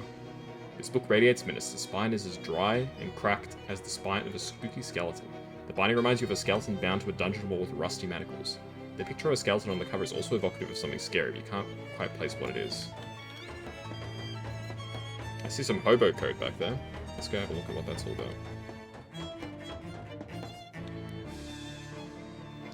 Hobo-relevant literature nearby. You scour the nearby shelves until you find the book in question. All grants a plus meat drops perk. Yes, read it. You study the book until you memorized a bunch of techniques for getting people to relinquish additional meat. 25% drops. You drop the book in one of S.I.T's pneumatic book return chutes so it could be of some use to the next prospective hobo. A rising balance lifts all edges. Speaking of, I can get this last skill. So I've got all the basic skills now. Nice. So now I guess I can just spend my XP upgrading my skills. Books.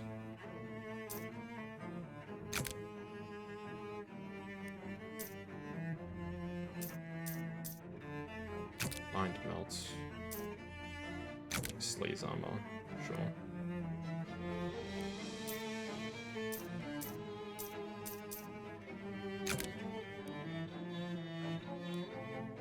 Okay. I read the book to get some cold resistance as well.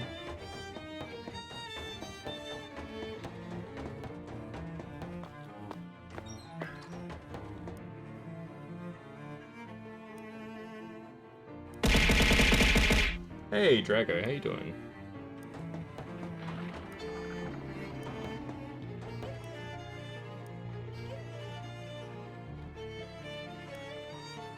Lucian Wormwood, Dean of Students from 1777 to 1808. Oh. Was presumed dead. I saw. Hey. Hope you're doing alright, Flyer.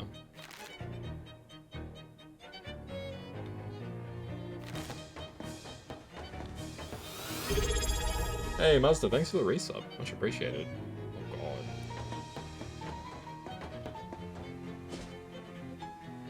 Let's wander around for a bit. We've got tons of places we haven't discovered yet. Oh, so they're evil shadow creatures. I couldn't beat them last time. Yeah, they wrecked me last time.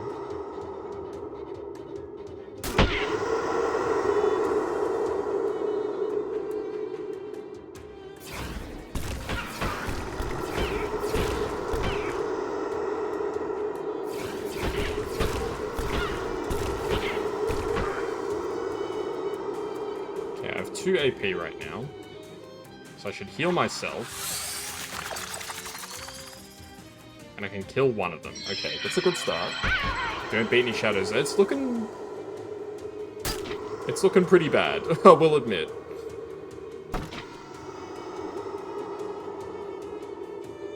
But they're spreading out the damage, which is good for me.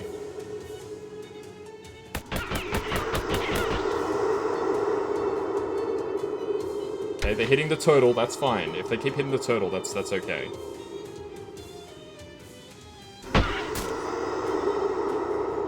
I've got 2 AP. I can kill them all. I've done it. You were wrong, Mazda.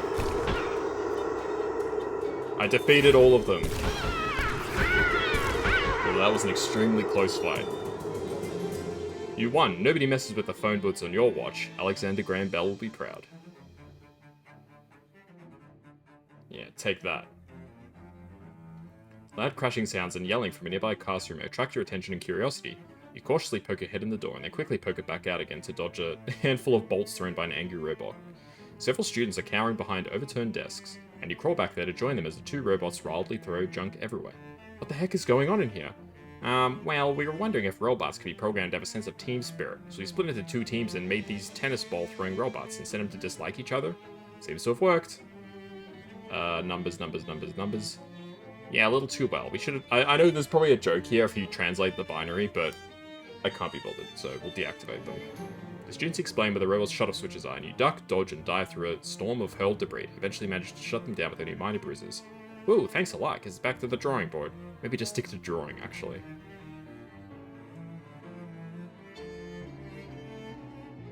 Oh, here we go. On a walk across campus, a head pops out of a storm drain. Haven't seen you around here before.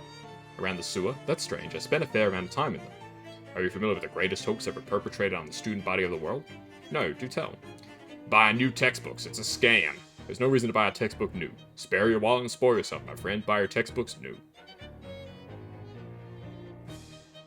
Used. May I tempt you? That still seems very expensive. Right? And they want you to buy it new. This is actually true. Textbooks are so bloody expensive. I'll buy it.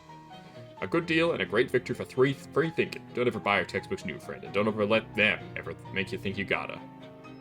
He drops back into the sewer just as campus security guard turns the corner on a bicycle. Yeah, textbooks are expensive, especially at college. Solve the equations, 20 XP. Let's fight these monsters. Ugh!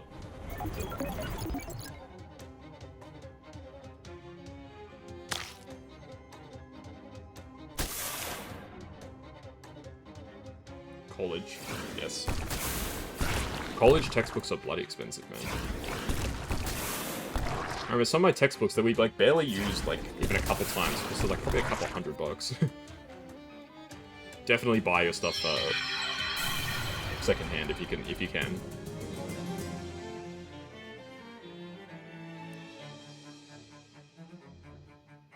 Okay. What have I got to do? Let's see. Uncurse the evil book. Take the book back to the antique store. Wants me to find me some barbecue sauce. I don't know where to get barbecue sauce. I think we'll just go back to the store for now.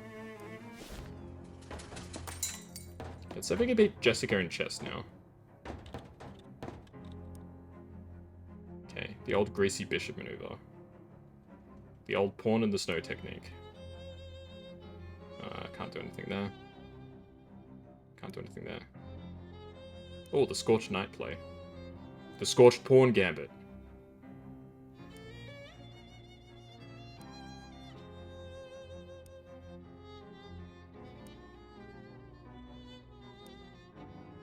Damn. Textbooks are more expensive than a Kaz sub, that's true. Kaz subs are expected to be expensive. Are they expected to be expensive? I wouldn't have thought so, but...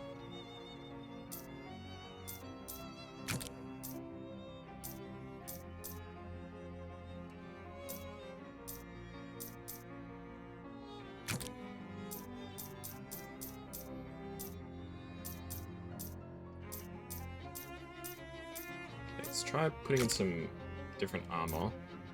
Maybe we can beat her in chess now.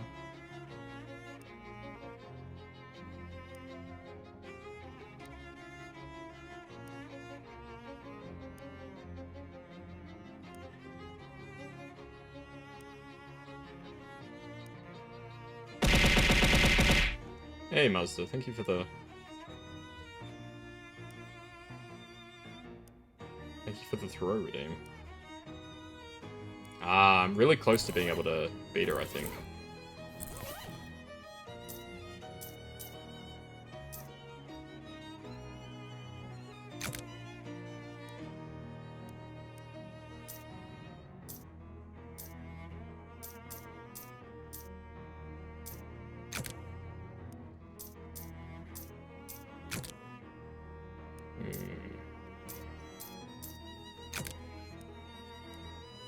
Try one more time to beat her. So you pretty much just want to keep clicking the bottom skills because they're the ones that actually can beat her. So I think I need to have a skill up to 7 to be able to beat her.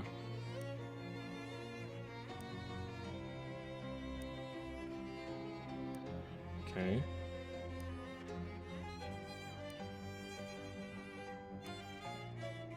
Ah, not quite. Alright, we've still got a ways to go, I think.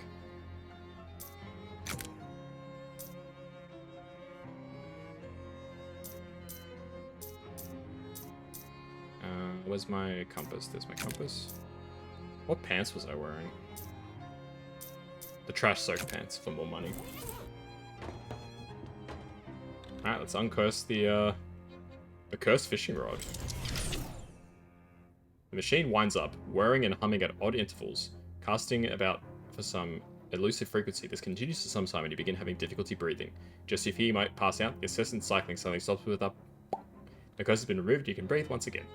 The fishing rod's curse now swims in the very depths of the machine, daring any astral fisherman about to come and get it. Let's go fishing. Okay, these parts are trippy. Chooses me. In this night he chooses me to live a new life above the sea. Oh.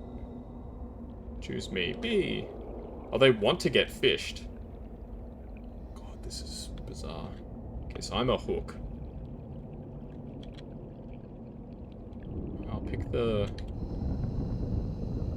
new song.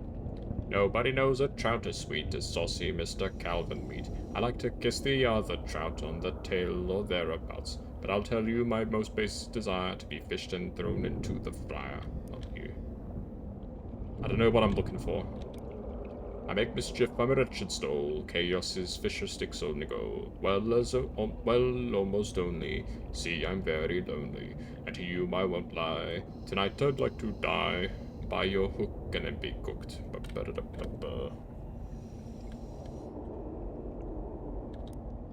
Nobody sees and nobody woos poor old invisible glub Glyphaloo. But you could make this looser winner if you'll rebirth me upstairs as somebody's dinner. Let's go for Top Hat Man, because I'm Top Hat Man as well.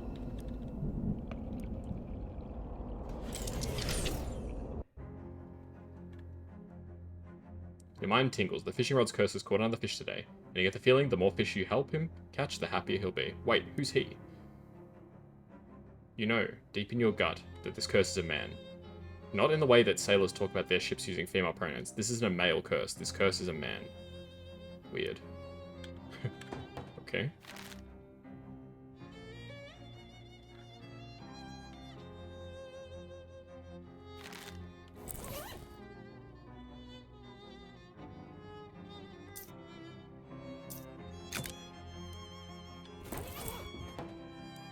Okay, let's...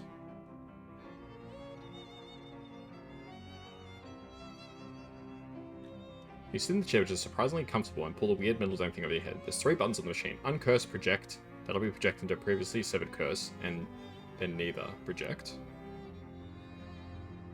No. Uncurse. The Libra. 101 delicious mutton recipes? That's the book. Itavero. You offer the grim Latin tome to the machine. Your head tingles as the machine thrums and vibrates, and human vowels ululate in your ear, dark words from the tip of your tongue. A cacophony of pow of language reverberates and resounds, and a pow suddenly dissipates. The curse is severed from the book. All that nasty Latin has been wiped away, revealing the uncorrupted beauty beneath. You get an item, 101 delicious mutton recipes. The book's curse now lives in the machine. I don't think you can project your consciousness into it. Think again, pal. Okay, I'm this lady. Henricus has much confidence to come here alone. Awe, barbarian. Hails. I stand before you in the name of Imperator Gaius Julius Caesar Digus, Dominus of these lands. The Imperator's birthday is next Mercury's Day. It is a big birthday, he'll be 40. Sign his birthday card, barbarian, and the Empire shall look with favor upon your tribe. I'll threaten him. Step aside, Henricus, I'll go right through you. I don't respond to threats. Look at me. What would happen to the man who stands in my way? I don't respond to rhetorical questions. Very well, Henricus. Tell me, how would you like to die today?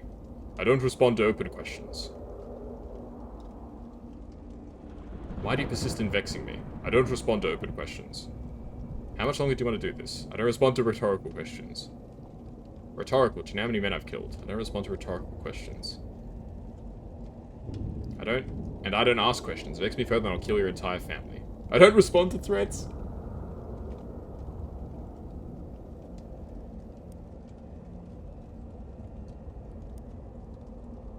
Okay, he doesn't respond to threats, he doesn't respond to rhetorical questions, he doesn't respond to open questions. Let's try talking to this guy. Hails, Argy. Spit on a son of Rome, Grillhild. Varathia. Henricus offers power on top of peace. Power in return for suckling the sucklings of a she-wolf. That is no power. Argy drinks the milk of bears and he spits on the sons and daughters of Rome. Argy speaks too much of suckling. Talk plainly. No truce with Empire, Grimhild. Thrathia. Farewell for now. Halo, Grimhild. Hails. Not often is laughter spoken on our soil without bloodshed. It augurs well for our future. Henricus offers much power. Yeah, the tribes who ally with Empire are greatly rewarded, but I can name no tribe who is as powerful as you, Grimhild, if you are good to that man. Fridtjof, don't speak of marriage at this time. Ah, why scold me? Would it not go well for our future and yours? Secure peace for all, with much power to you, and benefits. Would you not like to have fine silks, Grimhild, and spices and fine creams? What the heck is this?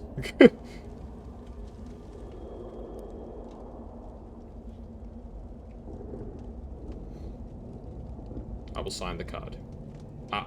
Imperator, Grimhild, please, and he is your Imperator too, so you say. What will you write to your Imperator? In Latin, please, remember your lessons. Tell him.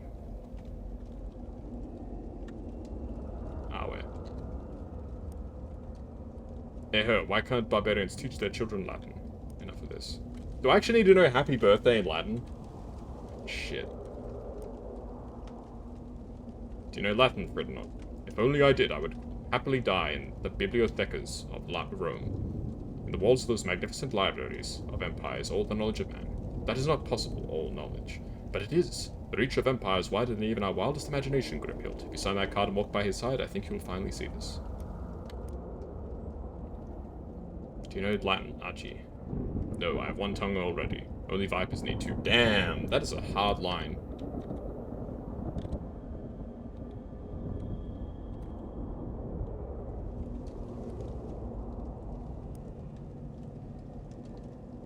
When we're in public, you call me... Ah, so you seek in private to ply me with sweet words, but now you call me barbarian. I am on official business, Grimhild. My words are chosen accordingly. If you do not perceive my passions, it is only because I have dominion over them. Speak not of passions of me in this place. Sic est. Okay, sic est. Imperator.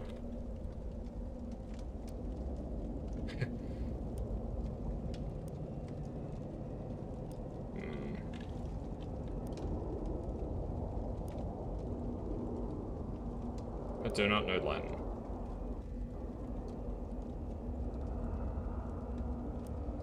How do I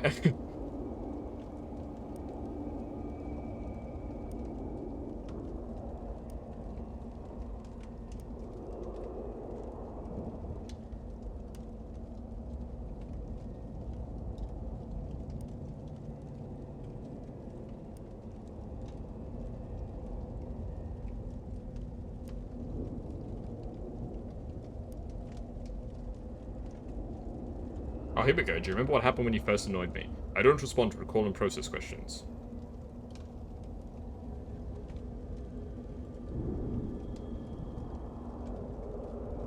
I made my thumbs bedfellows of your eyes. Do you remember that?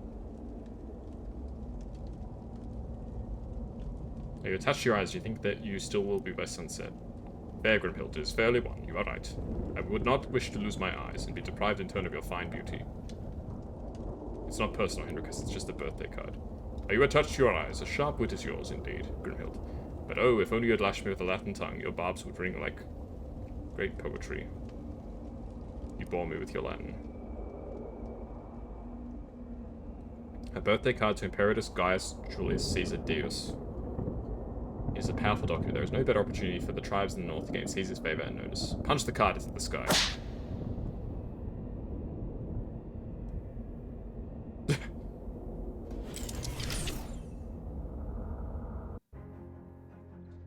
I think I did it. Consummatum est. The curse that once lodged within... Hey Harold, that forbidden and nasty text has been unwritten and undone. You find it in a fascinating final chapter you did not notice before. Upgrade. 10 new ways to prepare mutton. What a bounty. Happy birthday, Caesar, wherever you are. Thanks, Kazuya, but it's Jessica, not Caesar, and it's not my birthday. My mistake.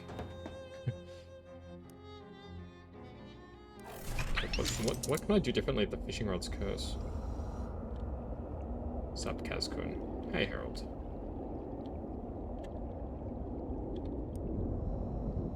Okay, let's choose fish sticks this time.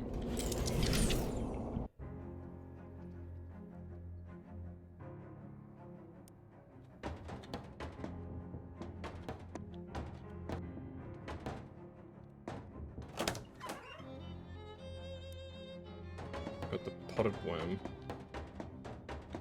Hello, you awful little creature.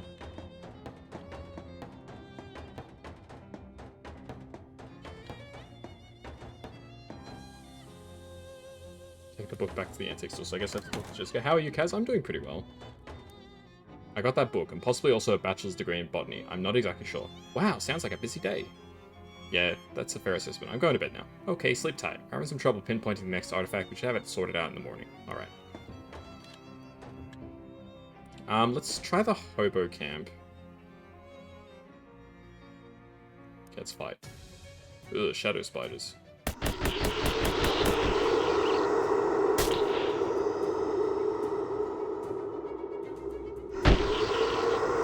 I've become so powerful in this game, Harold. I'm playing Shadows of Loathing. Yes, that's correct.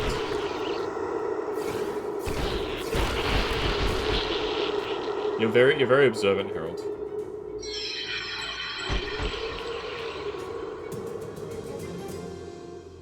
I've been having fun with it, so, you know, why not?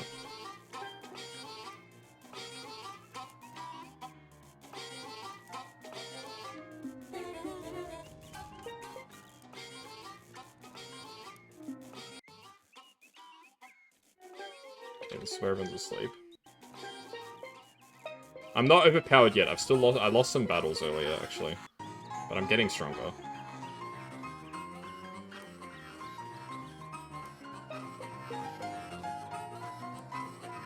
Hey, it's you. Thanks for telling me about this place. Everyone's been really appreciative about my cream. Swell. I've been trying to get other foods too, and you know, I don't like to admit this, but there might be more to life than just cream. More to a balanced diet, certainly. Do you know a guy named Greasy Steve? Sure, that's my brother. We don't get along, though. What's that guy up to? Working for the mob? Figures. Wait, your parents both named you Steve? No, they named him Creamy and him Greasy. The turtle's name is Harold? No. Hello again, nice hat. Hi, thanks again for helping me before. I didn't even get your name. I'm Calangela Crabtree. I'm Kazuya Kuroneko. I'm afraid I can't pay you back yet. We don't have anything to make decent booze out of. At the moment, I'm using random kitchen scraps and weeds, and I can't serve you that in good conscience or good ethics.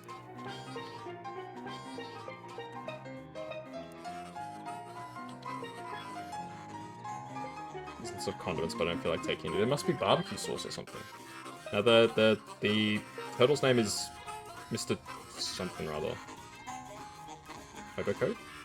Yay. Finally work. That's a shame. Don't let it get you down. How's camp treating you? I was really friendly. Definitely better than standing on a abandoned street corner.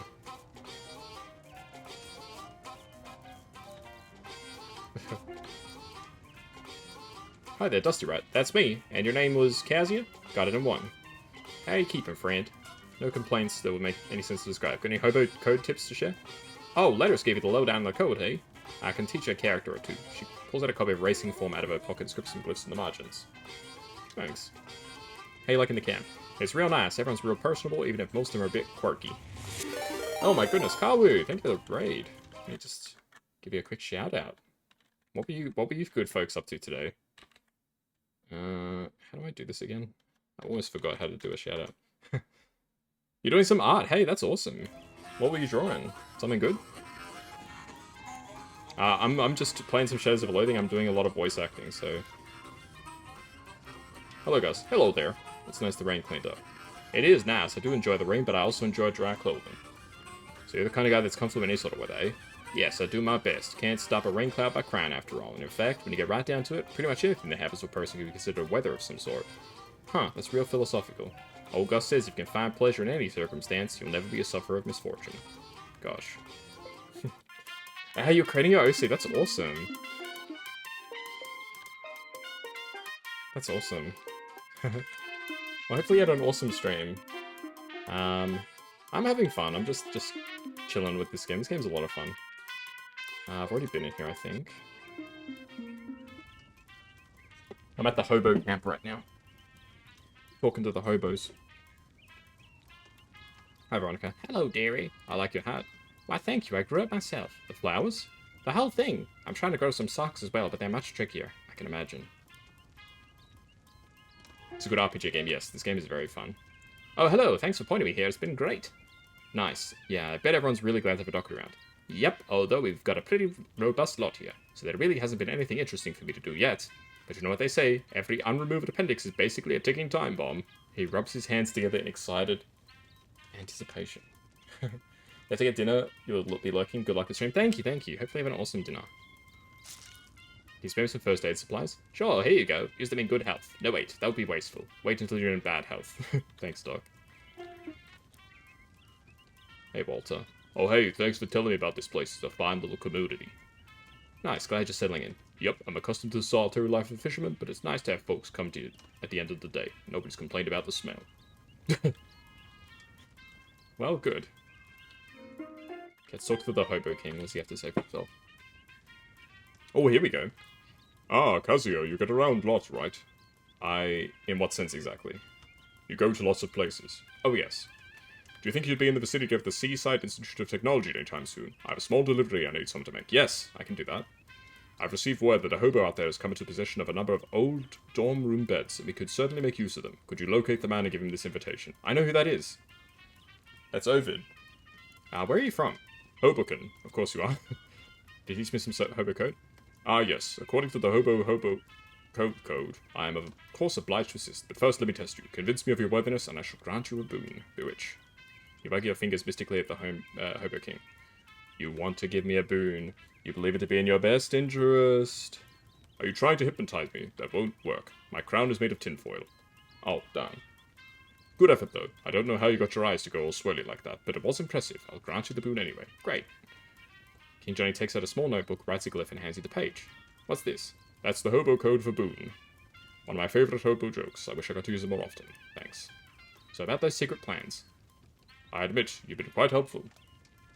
You, at first a total stranger, have gone out of your way to help hobos when the other people of this country, and even the government itself, would not. That is the crux of the problem, that hobos are looked down upon. When not overlooked entirely, I seek to remedy this. Whoa, are you planning a revolution or something? Oh, no, nothing so violent. I intend to sidestep the problem. I should not say more. Okay. Alright, well we can go back to S.I.T. And we can go to Ovid's shop. Reason with the math, yes. The math department. There's a bunch of loose math flying around making a ruckus. And I mean a physical ruckus, not the sort of ruckus you get when someone tries to argue that 0.999 repeating doesn't equal 1. It is true. 0.999 repeating isn't technically 1, it's very slightly less than 1, but if you round it up, it is 1. But anyway. Oh, now, this won't do it all. Look at you, all hovering and scattered around at random. You're completely meaningless. You call yourself mathematics? You're just an arbitrary arrangement of numbers and symbols. The math emotes contrite embarrassment somehow. Look, just here, I've got a piece of paper. Get yourself into some kind of proper equation, will you? The math obligingly arranges itself onto the paper, which you fold up nice and tight and thumbtack to a bulletin board. That's better. Okay. Let's recruit this guy for the hobo cause. The Hobo King requests your presence. Come again? There's a hobo camp just outside Ocean City, and the guy in charge heard you're rich in beds. He asked me to give you the official summons. Oh hey, that sounds like a good deal. Can't use more than 1 or 2 of these myself anyway. I'll head on out there, thanks. Oops, he's gone now. Okay,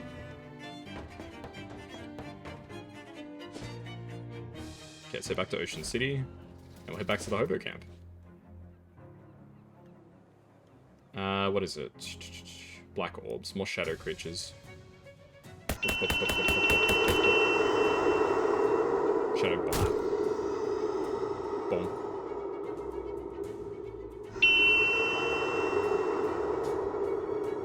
Guess we kill them.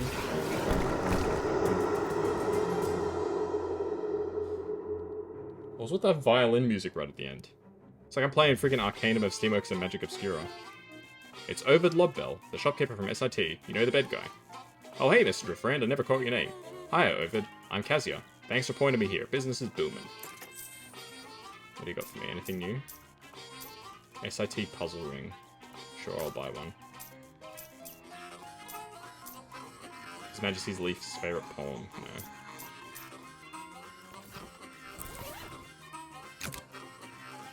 Puzzle ring. Its purpose is a mystery. Well, it's a puzzle, I guess, so... Let's see if the Hobo King has more to say now.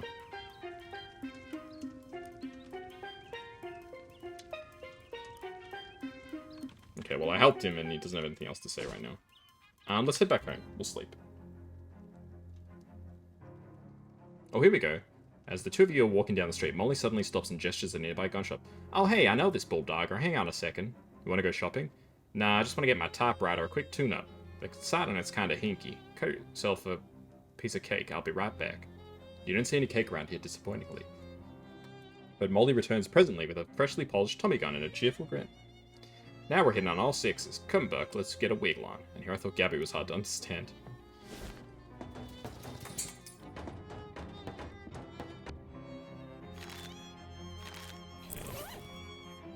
Books.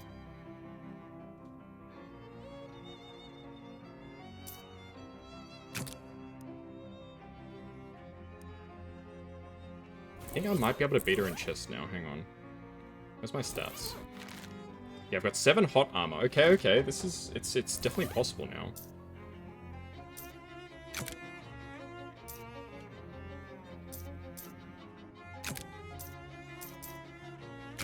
Okay, let's try. Because I needed to get a stat up to 7, I think.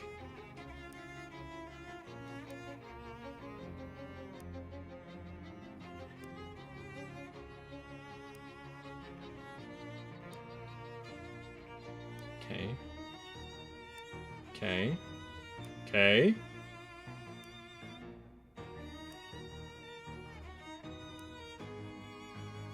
Ah, we need to go up to 8. Damn it. Well, I can't win this now. I still need more stats. Alright. That's fine. We're getting close. I'll probably get more, stats at some point. Why is my muscle so high? My mysticality, that's my main stat, and it's my lowest stat. That's so funny. Alright, let's go to sleep. I almost forgot, before he left on his errand, Charles asked me to have you pick a third store, of course. The first applicant is Advanced Pants. It doesn't say what they're planning on selling, but I have to assume it's pants. The second is Jardware's Hardware Store. I guess if your name is Jardware, your options for rhyming businesses are pretty limited. And the last applicant is 10 Things I Had About You. A hat store, I presume. Terrible name. Let's go with the hat store despite the name. Okay, I'll get them moved in, and I'm sure Charles will get the next storefront ready for applicants. Thanks, Jessica. Okay, let's sleep. Aye. Bro, I just realized my money is 1984. Is that a George Orwell reference? You always look back fondly on your afternoon at college. The statues of you are each whispering. The whispering drifts in and out and mixes together, making it hard to understand. All I got, all I ever, all I'm doing. Brawn, study, bluffing. Shut one of them up, no tongue. Okay, which one? The one with the hip shades. I got pep talk. Ooh. +1 muscle and +1 mysticality. Nice. Okay, let's go through the hole. Ah! My research wasn't thorough enough. What did you do, idiot? Something was keeping me out. Will the barrier hold without me? Oh, this stuff is trippy, man. Okay, let's get back to reality. Snap back to reality. Oh, there goes gravity.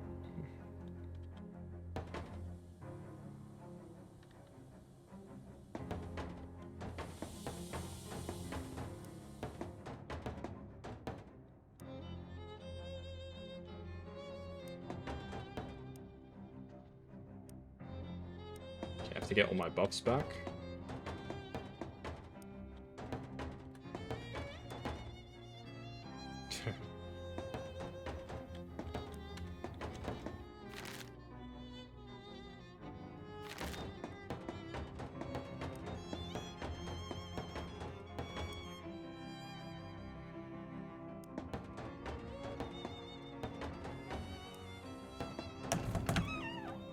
Kazuya, you're finally awake. And if you say so, and am I? If you say so, what's eating you? I'm at my wit's end. Charles Wallace has gone missing. Really? Where'd he go? He wouldn't be missing if I knew that. She closes her eyes and takes a deep breath. Okay, okay, I'm panicking. Come on, Jessica, don't panic. I do know where he went before he went missing.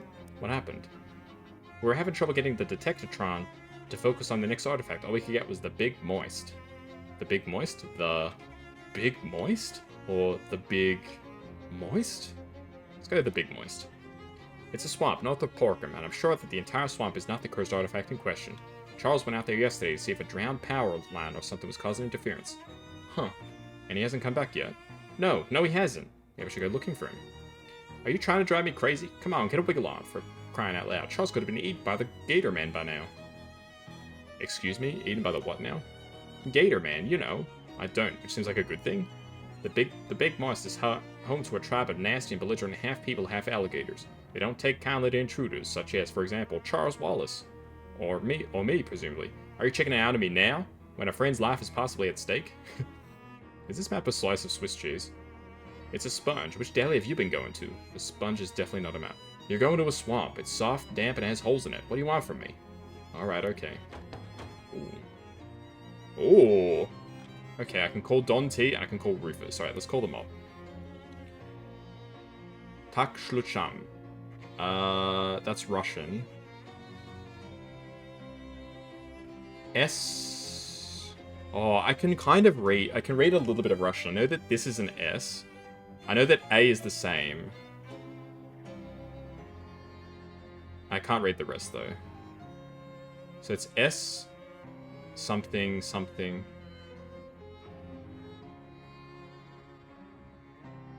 Something A something.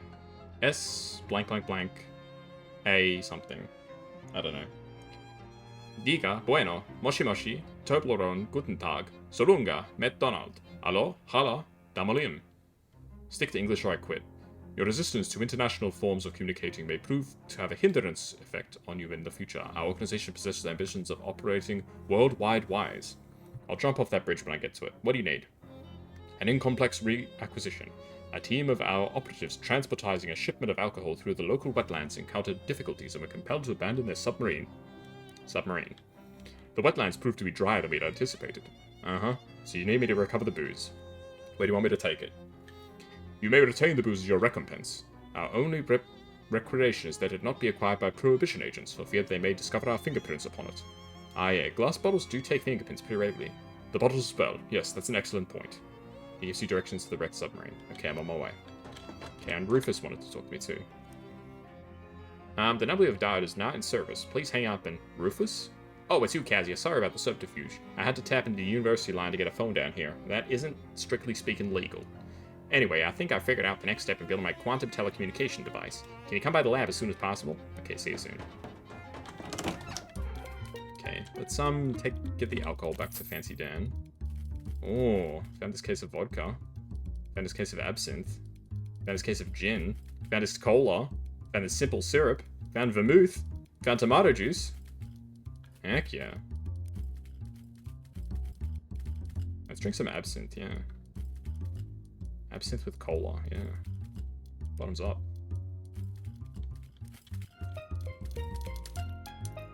Absinthe is like real hardcore alcohol, by the way, guys.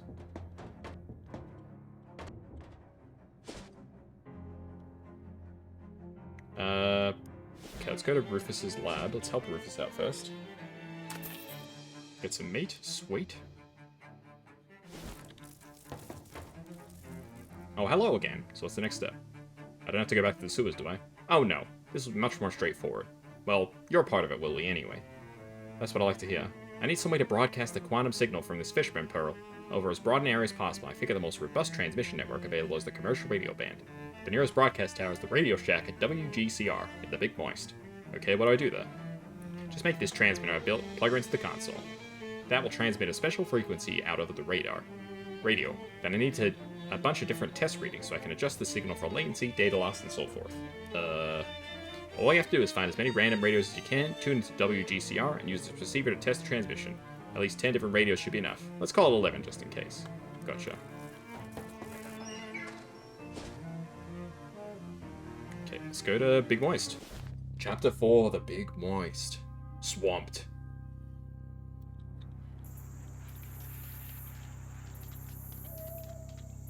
It's a notice board. See what there is to notice. Mudhenge. there anything else of interest? Missing Tom Chapman. Inquired Largemouth Basin Sons. The face of a teenage boy is circled in an attached photograph. A portrait of the boy and his elder male relatives, each holding a largemouth bat proportionate to his own height. There's a similar post right below it. Missing Kathy Tracy. Inquired Largemouth Basin Sons. What's going on at Largemouth Basin Sons? Make a missing poster for Charles. While you don't have a pin with which to attach the poster to the notebook, you could write Charles' name on the missing poster that are already there.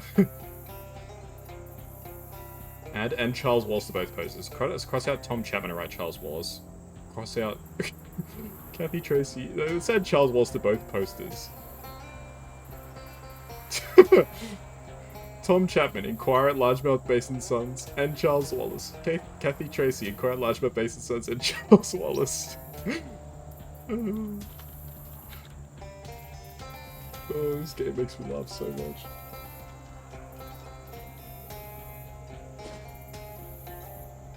It's good. Let's do the mob quest first.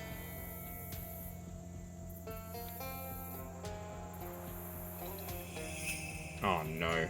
You slog through the unfamiliar swamp is interrupted by an unfortunately familiar voice. There you are, dearie. How nice to see you again. Although I would have wished for a more festive setting, but I'm afraid this can't wait for the winter snow. Ah, jeez, not you again. Me again, Dark Noel at your service. You'd be doing me a service by leaving me alone. Now, don't be such a Grinch. I have presents for you. What's a Grinch? Wait, did you say presents? That's right, painful retribution and Yuletide curses. It was very clever of you, hiding in the institute, all warm and cozy behind the Dean's wards where I couldn't get to you. But now that you're near the source of our power, it's time for me to deck your halls, if you get my meaning.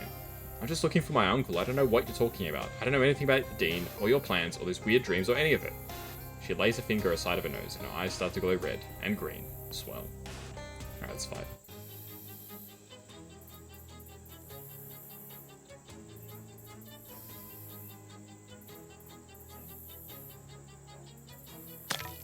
I think I'm gonna die.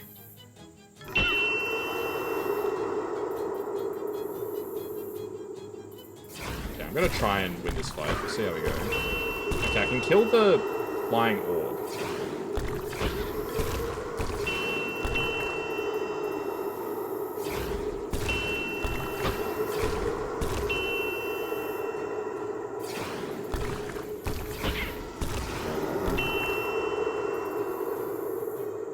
I got one more AP. Okay,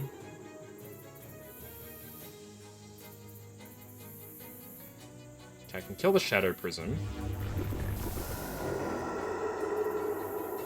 I can't kill you, so I should hit Noel.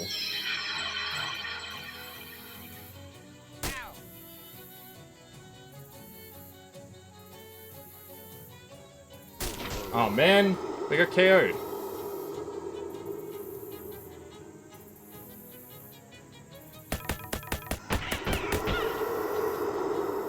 Damn it! If they attacked just anybody else, we would have won this fight. Ah, I got double attacked. If I didn't get double attacked, I would have won. Damn it. You lost. A mountain looms over you, gloating with a sinister look in your eyes. Take a moment to consider your failure. Contemplative. She takes a small snowflake-shaped cookie cutter out of her pocket and presses it to your forehead. It's painfully cold.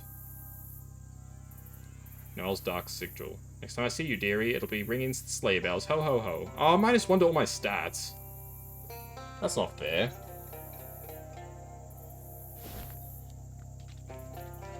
Ooh, hobo code.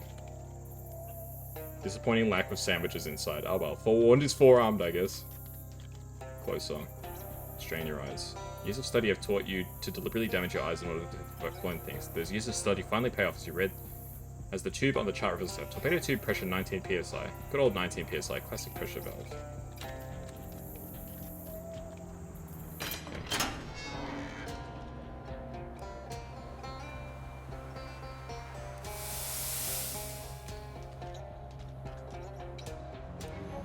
Oh, the barrel of tequila. Military sailor's hat. Perhaps unclogged. We got Russian clogs. You open the hatch to discover the lower deck is completely flooded. You need some kind of breathing apparatus. You want to go down there. Well, we don't have a breathing apparatus.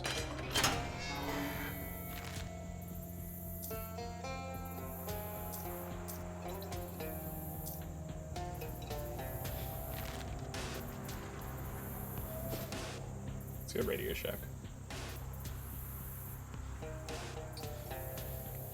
Hist, get an eyeful of those two big palookas over there. Hist? Molly points out two burly men dressed in leathers and furs, bearing the body of a dead gatorman. While considering the swampy ground, they're less bearing and more just covering it with mud. They look up in surprise as Molly saunters over nonchalantly. What's the dope, Bruno? You fitting a lizard with Chicago overcoat? Uh-oh. Nah, doll, it ain't like that. Ain't it? My peepers ain't... Oh, geez. Buck, come look at this. Good look. You take a close look at the body of the gatorman before it disappears into the mud. He's dressed in some kind of uniform with an official-looking cap and epaulettes, and a big canvas bag. These two mugs have gone and blipped a mailman. That caper will bring the G-Man down here like a ton of bricks. No, look, we did it. Ha, tell it to Sweeney. But don't flip your wig, sugar. We ain't pigeons. We won't rat you boys out to the flatties. I appreciate that, miss. We've set something up of a trading post. Be it for leather goods and the like, if that tickles your fancy. Consider your options.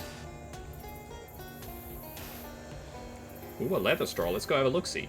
Leather jackets aren't exactly in style. Maybe not Buck, but a gator skin handbag's always the Ritz. What's a gator man? Oh, have you not seen a gator man yet? It's hard to keep track. These are the guys that Jessica mentioned. They're pretty much what you'd expect from the name Gator Man. They're intelligent, upright, walking alligators. They have tough, scaly skin, lots of teeth, and pissy attitudes about everything they aren't already eating.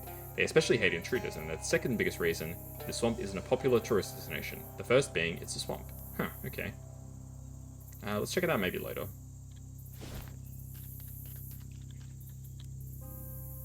I got Charles's wrench. CW on side. That's strange. Obviously this belongs to Charles, but he doesn't look like the kind of guy who'd lose one of his tools carelessly, nor the kind of guy who'd leave his trash around the campsite. Look around more carefully and discover weird tracks in the mud. Big clawed bipedal tracks. Maybe Gatorman tracks. And there's a spot where some kind of scuffle clearly happened. Oh jeez, well that tears it. Charles Wallace must have gotten kidnapped by Gatorman. Maybe he dropped the wrench on purpose to attract your attention. Hopefully you can find him soon.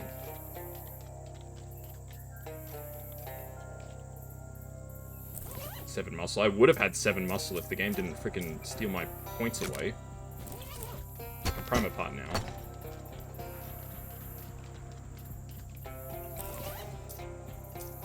I'm really annoyed that I lost that battle because it literally, if they didn't both attack me, we would have been perfectly fine. A couple of pieces of tape stuck to the bricks. Let's remove it. And swamp water out and also in. Expect they cancel each other out, but I guess not. Fluid dynamics are a mystery to me.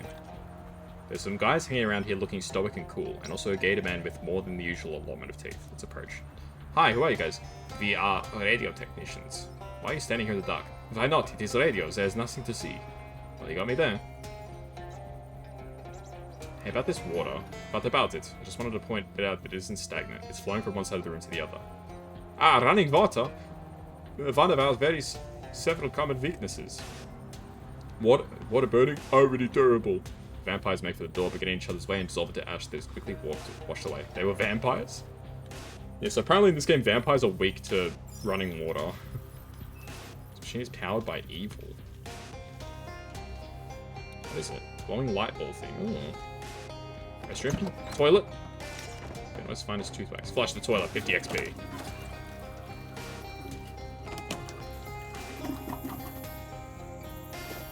Let's get largemouth bass and sons. Black shape. Ugh.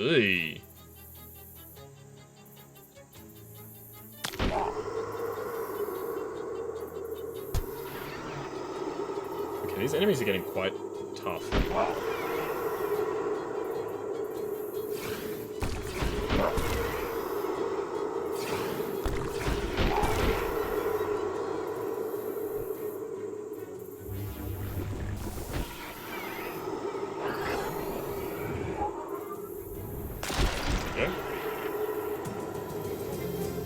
24 XP. Nice. State your business. I'm here about the missing children. Tom and Kathy, yeah, that's a sad song. You'll need to talk to, I guess either Mr. Chapman or Mr. Tracy about it, but I won't let either of them know that you've been speaking to the other. The bosses, they don't talk anymore. What goes on at this place? A largemouth bass and sons? We fish largemouth bass, and most of us are sons. Why don't the bosses speak to one another?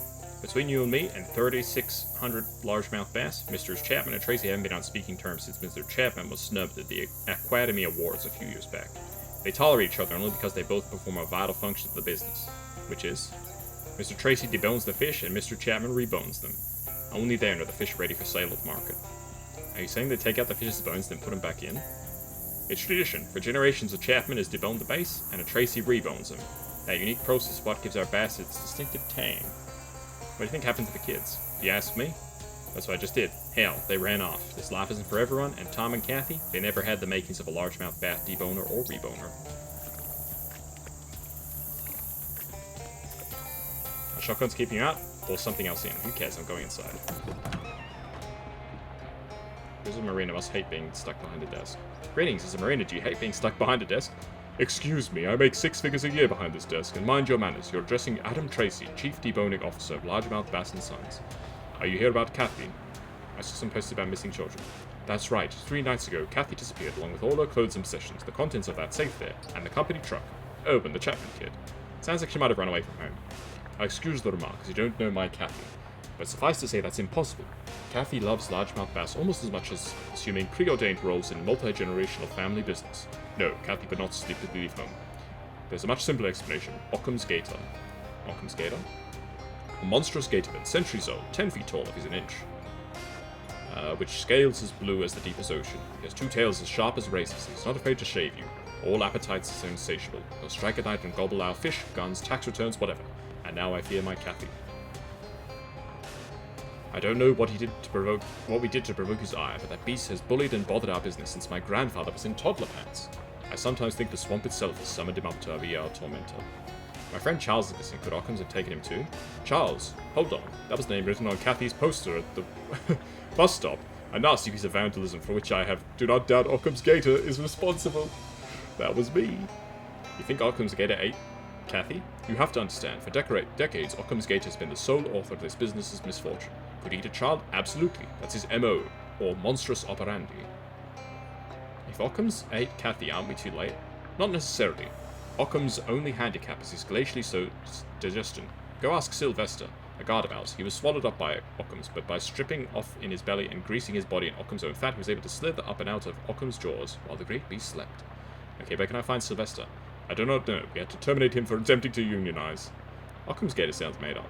There's nothing made up about a giant blue gator man who eats guns. One of our guards actually saw Occam's, even took a shot at him, but conventional weapons have no effect. Are you saying you haven't seen Occam's gator? I've seen the destruction he's wrought. I've certainly seen that. Is there a finder's fee? 300 meter, my grandfather's fishing rod. But I'm running the show, right? Not Chapman. I know he's got a missing boy too. But you can't just invoke a reboner in an operation like this. They're far too emotional. If you're dealing with him, you keep him out. What's so special about this fishing rod? What's so special about it? It can catch things that your scientists would say are impossible to find in water.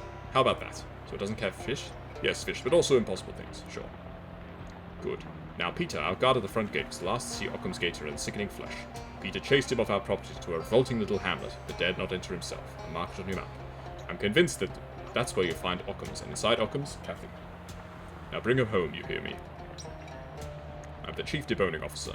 My team and I deboned the largemouth bass, which is passed over my colleague across the way for reboning.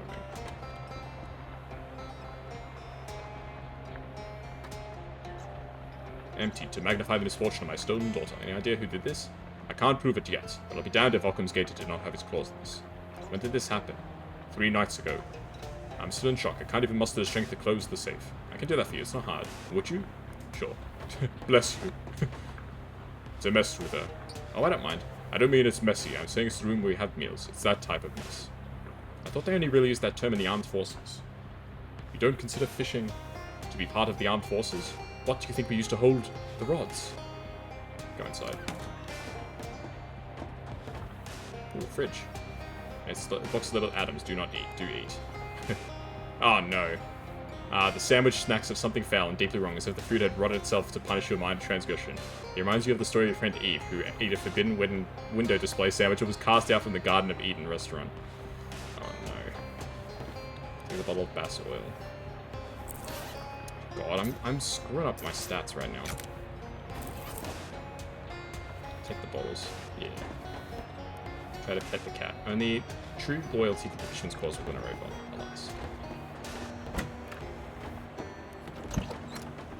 Take a bottle of bass oil if you can. Take the sign.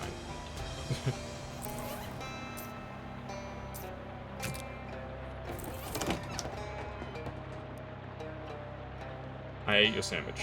No, you didn't. The one in the refrigerator is a decoy. He chuckles. Nobody's ever found the real thing. Looking for something? What's back there? Crew quarters. Off limit. You live here? Where the fish live, we live. Can I go inside? No, that space that's the space for the Tracy family, like our crypt. Can I go to that? You better not. Okay.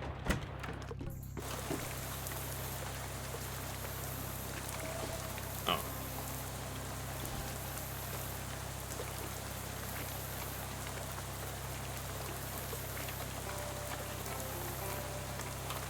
This pool is the birthplace of largest mouth Luke, a bass present at the signing of the Declaration of Independence on August 2nd, 1792. He returned to his home, the waters to die, but his body was never found. Talk to the puddle or the man. Talk to the man. What's the matter with you? She's left me. Who left you? Amphibious truck. Oh, so not a person. No, I'm more interested in amphibious trucks. So what happened to your truck? Our truck. It's the company truck. We used it to take the fish to market. A couple nights ago I forgot to fill her up before bed, and that must have really ticked her off, because the next morning she was gone. No, nothing. Are you suggesting the truck is sentient? It's funny, I wouldn't have thought so, but I can't see any other explanation for it running off the way it has. Could it have anything to do with the missing kids? Tom and Kathy. You'd have to talk to Mr. Chapman or Mr. Tracy about that. Maybe they took the truck? I don't know, seems like a stretch. When did the children go missing? Same day as the truck, but I think that's probably a coincidence. What's the puzzle here? It's the gas I never gave her that night. It's here now in a special place, waiting for her to come home. How far could somebody have gotten in that truck? With the gas left in her, couldn't have gone further than 100 miles. 100 miles, okay. Oh, 100. Sorry, 100 is fisherman's lingo, means 11. Missing truck. Oh, that's a shame. She'll be back. She has to come back. She'll run out of gas otherwise, and then away she will leave me. Bruh. Sad, man.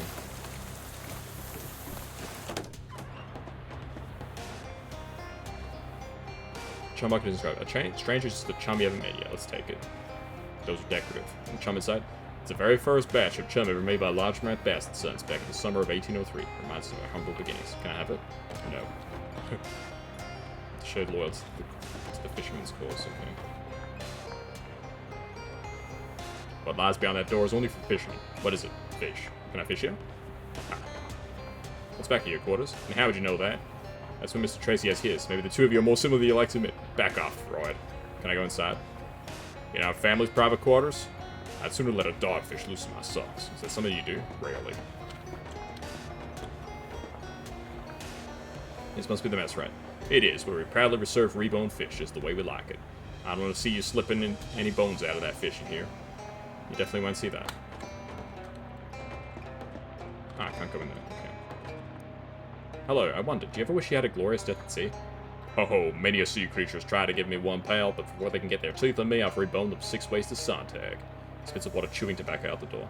Guy Chapman, Chief Reboning Officer, Largemouth Bass and Sons.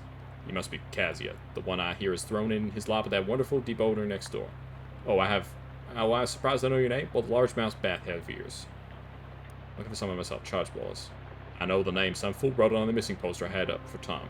Wonder who that or what that is. Is he a fish? No. Then I'm not the person I ask. I'm a fisherman, friend. My bag is fish. You're looking for a human? You want to be some sort of human fisherman? Haha. You are a human fisherman. His expression turns sour. Now that you poked a hole in his premise, he's lost interest in the conversation. Okay, I don't know where your friend is, alright? I'd like to talk about your son. I'm not sure I want to discuss my son with the Confederate of Kathy Tracy, that Jezebel of Deboner's daughter. She's a delinquent sorceress who never carried a Walt Whitman for what we do here at Largemouth Bass. She led my top into the belly of Occam's Gator. Occam's Gator, I've heard of him. Chapman's cheeks darkened to the murky hue of a humpback anglerfish. As long as there's been a largemouth bass and sons, there's been an Occam's Gator, to our great misfortune. I'd venture that there's no creature of land nor sea quite terrible. 12 feet tall he is, red as a furnace, with smoke billowing from his nostrils. He and his rapacious appetites are a plague in our business. He'll eat everything we got, largemouth bass, everything. It keeps me up at night. Wonder what we did to deserve it. Is it a sin against the land to both debone and rebone fish? Perhaps, but damn it, that's what gives our bass its name. You're being a little sexist, don't you think? Not remotely. I ain't saying anything about her gender at all. I'm saying that she may have gotten my boy eaten by a gator man. But when you throw terms like Jezebel around, that's a little loaded. It is? Well, I didn't mean anything by it. I'm willing to change, but you have to be patient with me, alright? I'm old-fashioned, and I can't keep up with all these new ideas your generation has. Gender, penicillin. How is Kathy responsible? Well, the arrogance of youth. Kathy Tracy's never thought she had anything to fear from Occam's Gator. She didn't respect him. Several times I caught her attempting to summon the beast by shouting his name 3 times in a mirror, or directly into the mouth of a bass. It was always going to end with her in Occam's belly. I just didn't think my Tom would get would be cool enough to go along with it. Do you think Tom could have run away on his own? Absolutely not. Tom's a third-generation bass boy. Proud and true. Why, just last month he said, I'm excited about my future in reboning largemouth bass, Dad. Does that sound like the words of a boy with one foot out the door? No. There's a simpler explanation. The siren song of Kathy Tracy, who lures good men into the bellies of gators. That's all I wanted to ask about you, son. What do you do here? I'm the chief reboning officer at Largemouth Bass and Sense. Like my father was before me, and etc. It's a wonderful life, a good family life. Okay. Let's go to the Leather Brothers. As you round a clump of mangrove trees, or whatever kind of trees these are, you come face to face with a bearded gatorman in his big filthy sack. I should clarify that it's a burlap sack and it doesn't have a face, just the gatorman does. Whoops, my sack, 143 meat, sale final, yes. You open this bag and reveal your prize. It's like Crimbo, a sad, dirty, wet Crimbo. Yeah, that was not worth it, ew.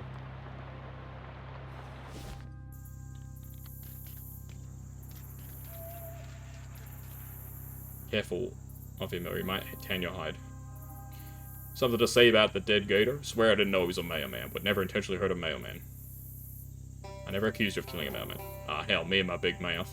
He was in my way, you understand? He had no idea he was a mailman. Never would have touched a mailman if I'd known. And my brother? He had nothing to do with it, understand? I swear. What's wrong with killing a mailman? Listen to yourself.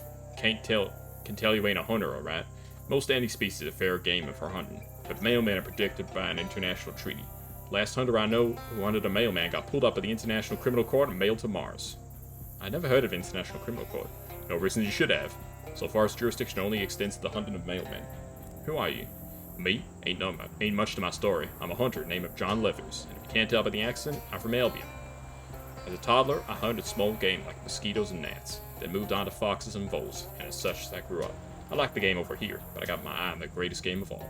What's that? Big picture, I'd like to build a ladder to heaven so I can hunt the dinosaurs. That's more a 5 to 10 year plan, though. I don't think that's how either ladders or heaven works, but I guess it's good to have a dream. Wouldn't it be more practical to build a time machine? Now that just sounds ridiculous. John wipes his brow with his blade. Why? Never been asked so many questions before. You can talk the talk, alright, but what about hunting the hunt? I got work that needs doing, but I ain't going out while they are searching the swamp for the sod who killed their mailman. If they find me, I'm dead. You don't have to be a leatherman to know which way the wind blows. Sure, I'll hunt for you.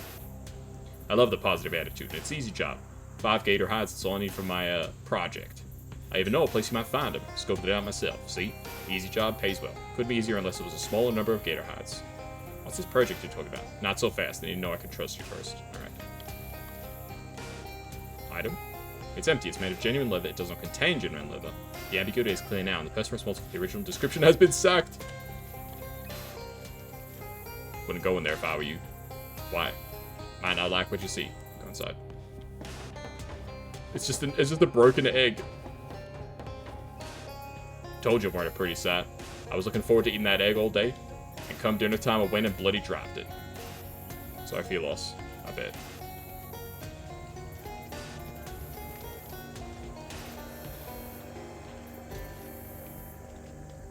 And it's actually with monk like Sereni. Hi there, looks like we've been set up quite the training post here in the swamp. John shakes his head. Paul can't speak. Can't or won't? Don't. How'd you become mute, Paul? That's a very personal question. Sorry. It ain't a problem, just a hobby of mine to make basic observations on the nature of questions. Basically, Paul lost his tongue in a poker game. That's awful. Back home we used to play strip poker, high stakes, or not at all. Can we trade? Ooh, pickaxe, that sounds useful.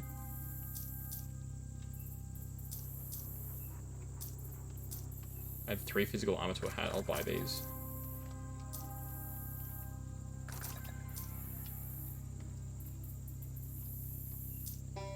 Sure, I'll buy the Gatorman pants as well.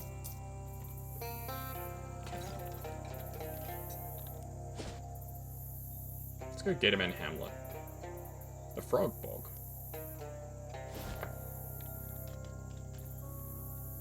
The guards stop in their tracks and start sniffing around suspiciously. They're almost certain to notice you if you get any closer. Staying put isn't an option. Which way do you want to go and how? Toward them. Charge!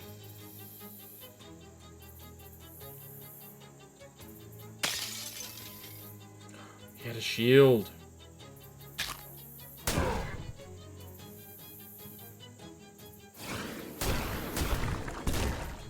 see. So it just blocks an attack outright. Damn.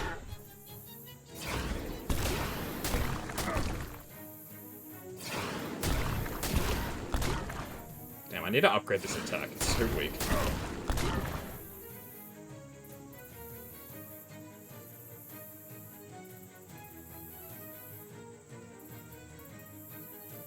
Okay, let's kill this guy. It's one down.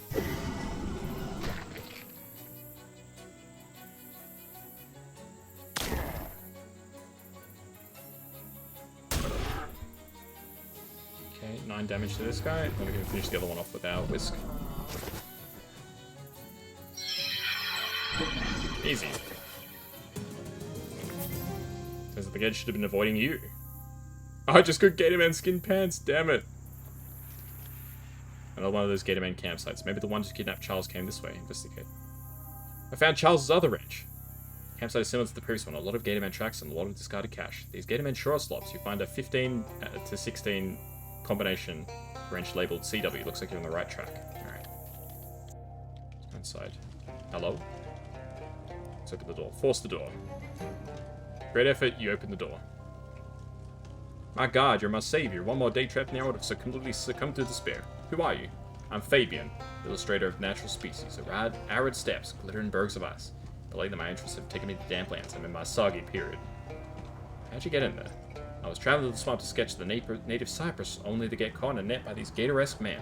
At first they allowed me to roam within the confines of the camp. When I shouted for help at a passing truck, I was put into the refrigerator. What truck? Oh, it hurtled toward the camp like a bass out of hell. It was a boy and a girl at the wheel, and I called out, "Stop, I'm a prisoner, take me with you." They drove on. What makes a person do that? Where was the truck headed? North of here, I'm sure of it. North, huh? And since that driver, largemouth bass and sons, was confident the truck could only make 11 miles at most, if you subtract 11 from 11 distance between this camp and the fishery, seized with deductive euphoria, you do some quick calculations, which in your haste came out very wrong. You do them again, not rushing this time, produce a very promising lead. What about Charles? Charles? No, I'd remember meeting someone with such an unusual name. Do you know a creature called Occam's Gator? Occam's Gator? Supposedly a large gator with 2 tails and breathes smoke from its nostrils. Oh yes, I think you're describing my mother-in-law. But okay, so you don't know. No, and I apologize. I shouldn't have said that. Melanie's always been kind to me. Okay. Every weekend she bakes me a bowl of nougat. I apologize, Melanie. If you want to leave, the way out is more or less clear. I do want to leave. That's a good guess. If we ever meet again, it would honor me to paint your portrait. I'm an artist, as you know. I cannot paint you right away as in my soggy period. But if I conclude that work, or if you become soggy, well, who knows? Am I not soggy enough? Not for academia, no. Oh well.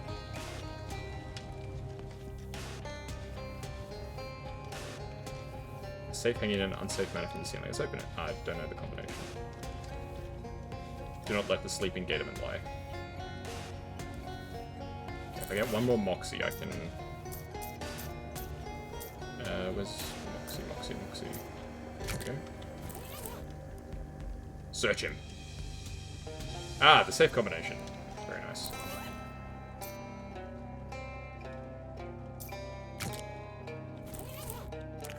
$398 meat? Far out. Let's go to the truck. Splumph. God, for the liver. What's with all these stinking mushrooms? I got spores all over me again. Wow. Don't shoot him. You would just get more spores everywhere. Yeah, but I'll feel better about it. Revenge ain't a solution for every situation, Buck, but it works more often than you'd think.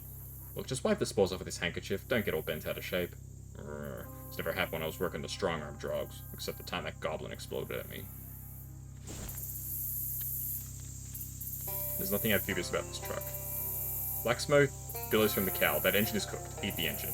You can't eat something just because it's cooked. Eat the engine. It's far too large to eat. Eat the engine. It's not possible. Eat the engine. Kill you if you try. Eat the engine.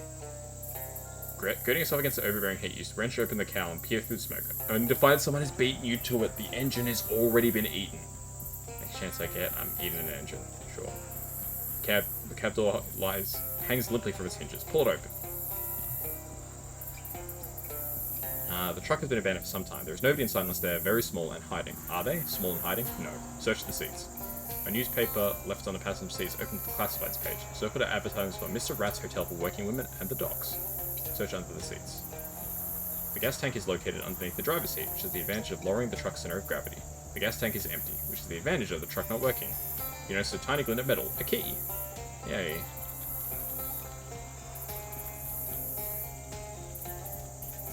Posture check? Good idea.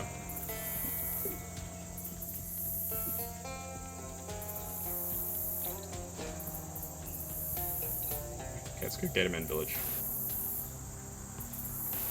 Oh, well, we can't do anything with that. Oh, here we go. Down the Gatorman camp, alright. And there's 4 more wrenches here. A 31 and 32 inch one, 63, 64 inch one, 127 and 128 one, and a 256 one. Charles must carry one heck of a toolbox. Stretch? We can do that. Thank you. The wrenches are laid out in the shape of an arrow, pointing toward a nearby hill. From the top of the hill you can see some sort of fort that just is apparently hammered together out of rusty scrap metal. That's gotta be where the Gatorman took him. You grab all the wrenches and combine them with the other ones he dropped to complete a set. We can fish.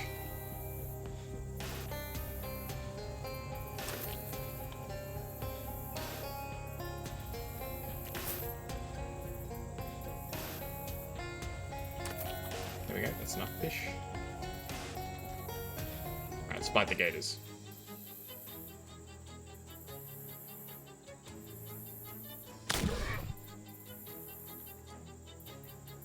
Ouch! The hell?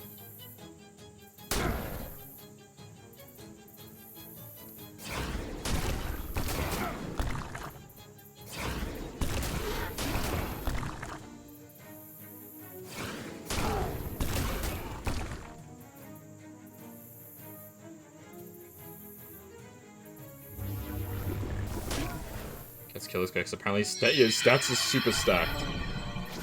Every time I hit him, his stats went up.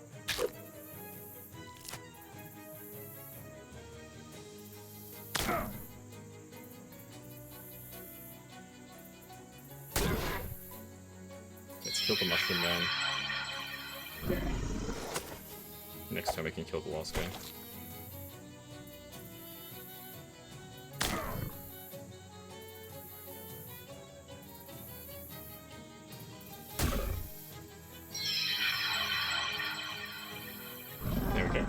Nice. A gator stick, a nasty pastry, swamp mushroom, and 2 Gatorman hides.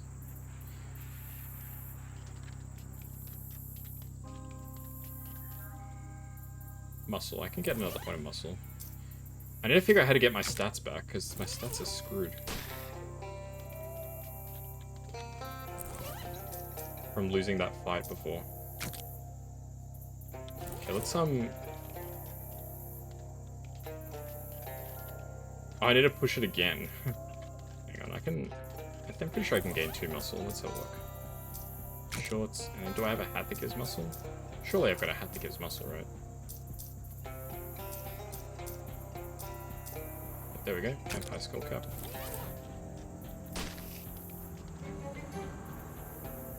Oh.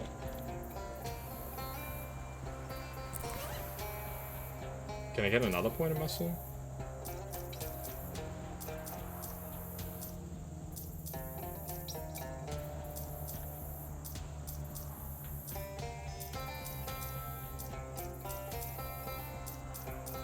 No, I can't get another point of muscle. Damn.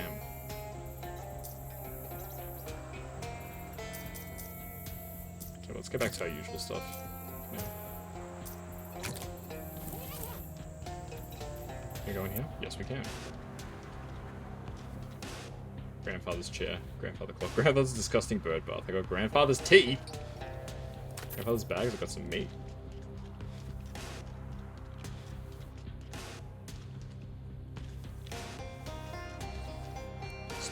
Is this grandfather's ghost?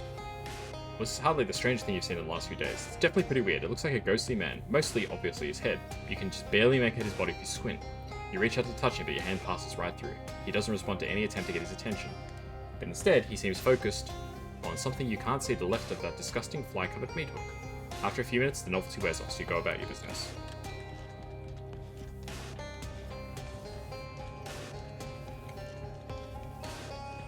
Okay, weird.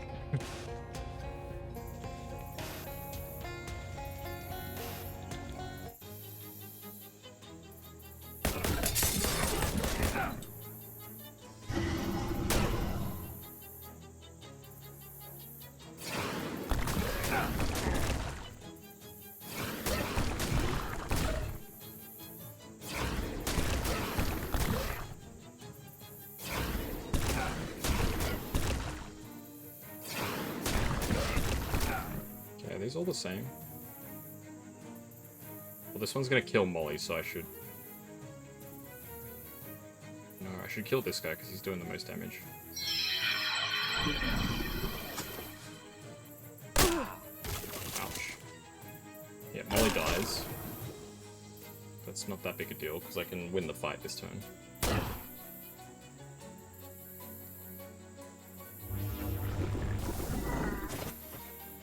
Can we kill this bozo? Easy. I think I got some gator hides. Whoa!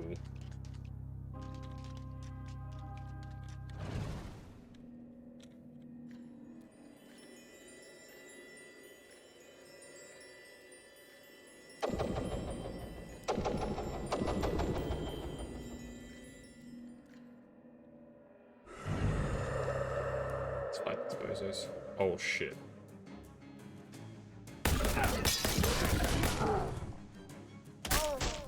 Holy shit, okay.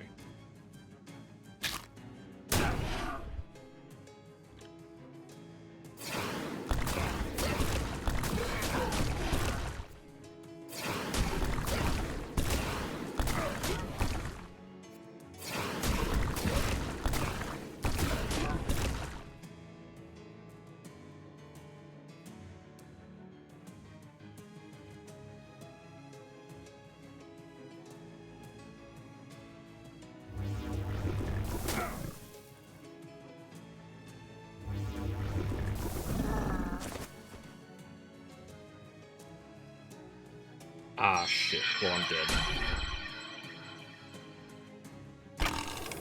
Okay, they're all aiming for the turtle. Ah, shit. Okay, okay. There's still a chance. You're telling me there's a chance.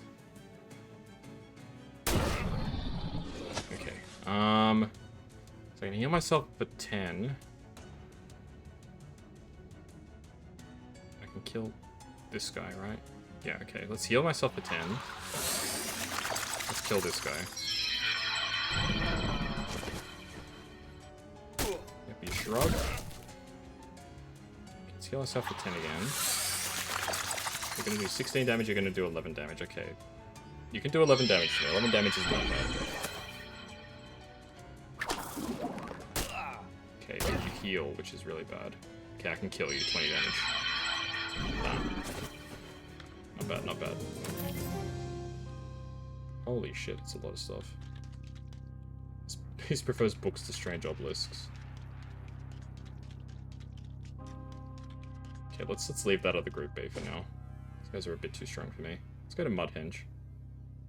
A Gatorman screaming wildly to your left. Ah! Another Gatorman screaming to your right. What the? You know, Gatorman's behind you and turn around. Another Gatorman. And then you hear another one say, ugh, behind you, so you turn around again. There's another Gatorman. You're surrounded. Let's fight.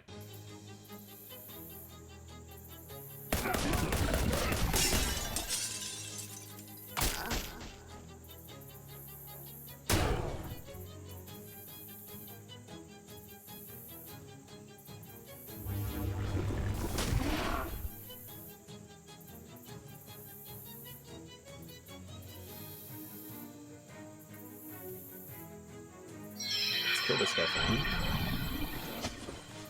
Yeah, this isn't gonna end well.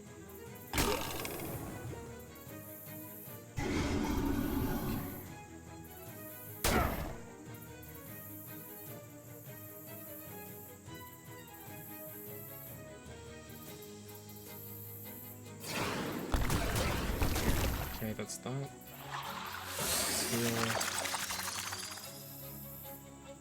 Let's hit you for 11. Let's get some extra HP. Then we'll kill the guy at the bottom, because he's apparently to do the most damage.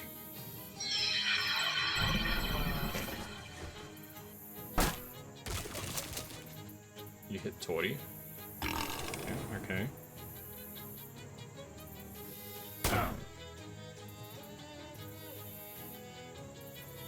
Okay, I can hit you with this, and then I kill the other guy with my basic attack. Not too bad.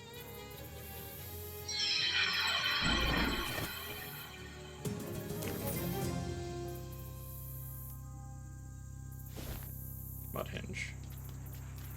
Admission 2 mate. 2 mate's nothing. Welcome to Mudhenge. What's this place? Brand is Mudhenge. Is that like Stonehenge? Don't see the comparison. You don't? We could talk for hours about Stonehenge. Stonehenge is big, Stonehenge is strong. I've gone all over this. With respect, what I'm interested in talking about is Mudhenge, which is a formidable monument in its own right, and so much more than a first draft of Stonehenge, as they sometimes say in the magazines. What's so special about Mudhenge? Special? Well, during the swamp stalls, it's said that the needle of a compass placed upon the central also point not to west, but to secret west, where lies the thing you need the most. That's special enough for you? When is the swamp solstice? If you're in a swamp, it's pretty much always the swamp solstice. What is secret west? I'm no mystician, but secret west is the direction that lies the thing the heart is most missing. It's said to have a compass laying on the altar of Mudhenge during the solstice point to secret west. That was the object of the Mudhenge challenge. We don't run the challenge anymore. Too hard. Too many missing presumed deaths. What does that mean? The thing your heart is most missing? Well, it's kind of up to you. Up to your heart, that is. Could be a secret crush, that new job, maybe just a piece of bread. Guess it could have helped me find Charles, huh? Charles, is that your secret crush? Yes.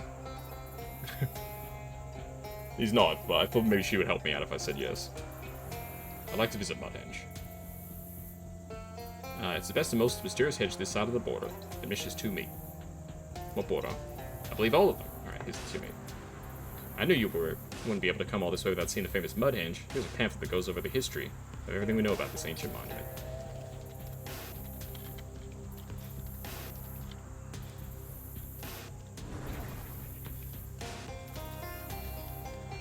Code. Ooh, it's an old boxcar. The railroad company. Ooh, what's this? Drowned Mary's crown is past the Hued Tower. What does that mean, Hued Tower? This? This?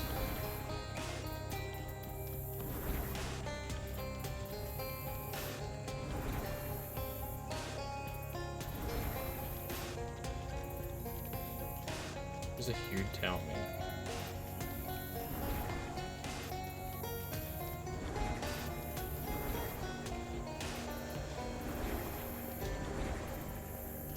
Hello there. Hey.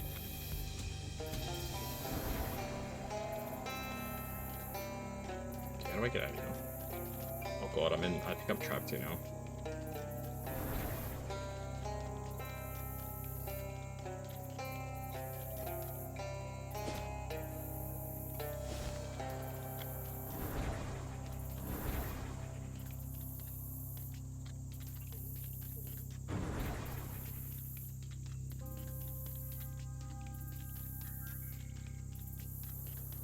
How do I leave?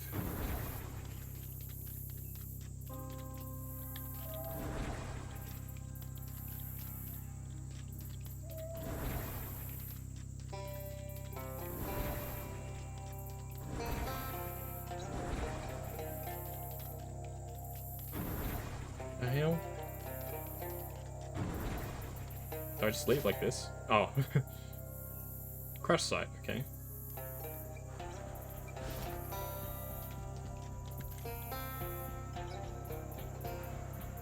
Hey Molly, everything alright? My Roscoe's getting rusty. Let's just blow the joint and go find some action. How'd you find me? Yeah, there was a pretty kettle of fish, alright. What's the score, Buck? Beats me. I went into a weird hole and everything went black and all ghostly.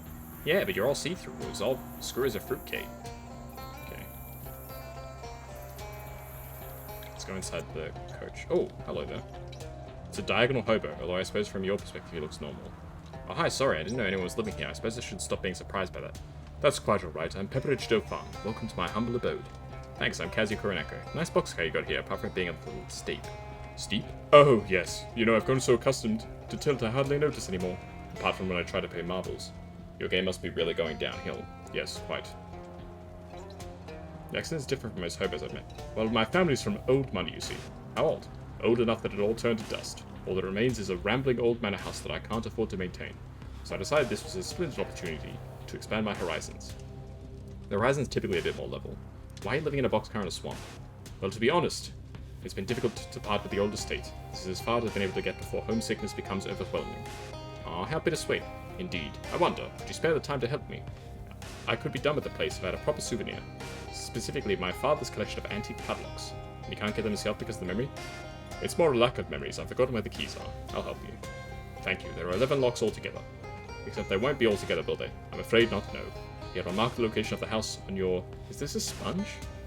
There's also something I should tell you about the house. Oh good, here it comes. I just want to let you know, there aren't any ghosts haunting the property. There aren't any? That's correct, not a one. My family never suffered any violent or traumatic deaths. Is this something you felt you had to warn me about? Not a warning, really. I just thought you might like to know. Ah, well, okay, thanks. I'll be back with your 11 padlocks.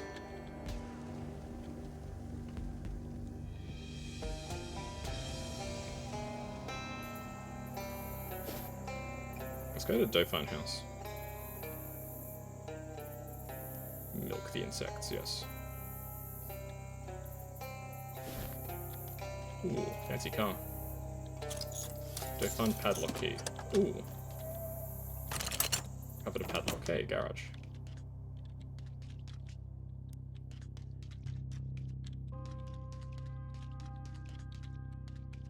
Some say that the most powerful tool is a padlock. It's really more the opposite of a tool, though, because it obstructs rather than facilitates what you're trying to do.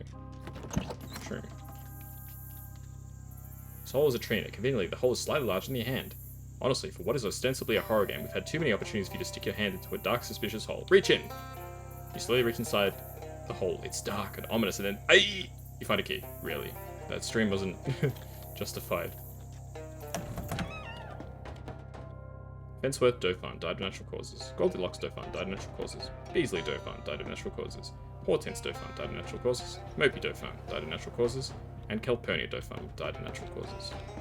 He was right, nobody died in like some unfortunate way. Flush the toilet. Doesn't work, maybe something's wrong with the tank. I got a padlock key. Can I flush the toilet now? Yes! Let's fish in the blood-filled bathtub.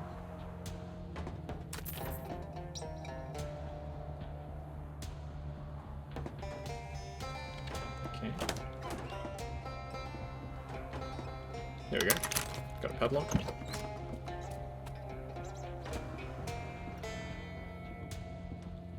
Door's padlocked. This door is also padlocked, but this door is not. Check inside. Work pants and a wire coat hanger. Books. Check under the pillow. Got a key. In the box? No. So this is like a reverse, like, horror sort of section in the game. It's like actually not scary. Okay, another padlock. Radium Rouge. Ooh. Got another key. Ooh, got turquoise earrings. Ooh. Accessory. This is the accessory, right? And I think this is better.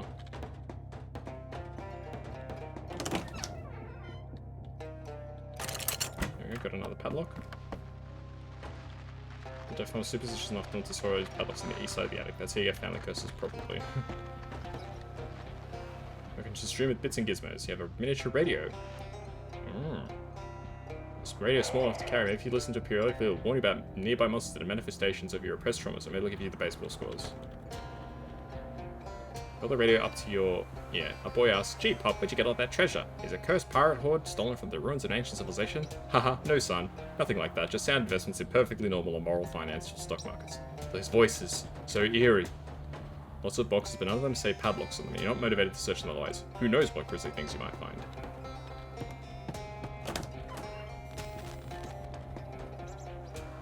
Mom, a terrible ghoul stole the key to the nightstand. Now, dear, don't call your brother a terrible ghoul. He probably hid the key in a potted plant in your hallway like he always does. Uh-huh. Got it.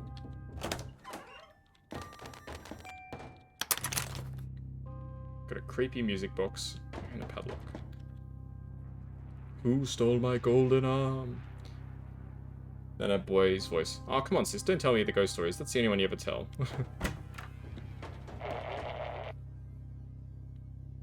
Okay, so it's the same, like, clue. Yeah. Thanks for the head pat, Harold. For goodness sakes, Agnes, you're obsessed. Obsessed with taping things to the back of paintings, just like your aunt, one-eyed Calpurnia Dauphin. You probably die peacefully in your sleep, just like she did. Look in the mirror. Yes, 5 XP. Hey, baby. I'm searching a house that's definitely not haunted. display one-eyed Calpurnia? Considering the eye patch and the fact that it's labeled Calpurnia Dauphin. Hey, I got a key. This bathtub is full of steamy blood. The red light is coming through a stained glass window rose hanging in the bathroom window. Does explain why the water is still really hot, though. Remember, Ralphie, you must never open the door to strangers. The boy's voice replies, okay, Mom, because I might be a kidnapper or murderer, right? Oh, I'm sure that would never happen, but it might be a vacuum cleaner salesman. We already have one. Oh, Rufus's gadget. You tune the radio to WCGR and you hold up the gadget, it clicks a few times, the needle goes up to 1. Nice. A fancy serving cart. Investigate. It's one of those serving carts they use in posh hotels and in posh manor houses, apparently, with a big silver platter covered it with a dome-shaped lid, just the right size to hide a severed head or a roast of some kind. Look under the dome. You cautiously reach out and grip the handle and then take a slow, deep breath. Slowly, you lift the lid, tilting your head to peek underneath. Oh, it's empty. Oh well.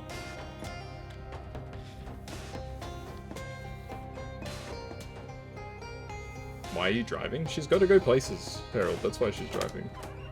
Be safe, baby, okay? In Pepperidge Father's house, there are many drawers. Rifle through them. Oh! Corn holder, junk mail, paperclip, and a padlock. Yay! That's fish in the sink.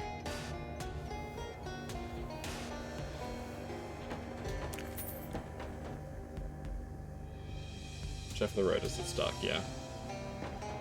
She's a good driver. I've been in the car with her, obviously. She's a good driver. Just need a focus speed. You can listen to the stream, just don't type, okay?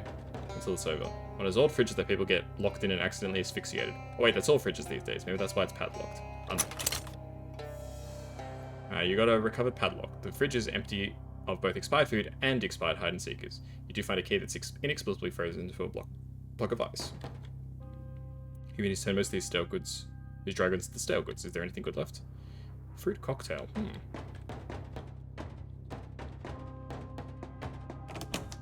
Okay, I can probably melt... Okay, don't open the door strings. I can probably melt the ice block in the bathtub. Yeah.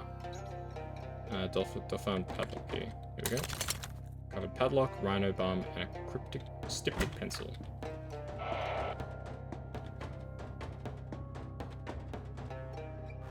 I'll need a breathing apparatus to go back into the basement, okay?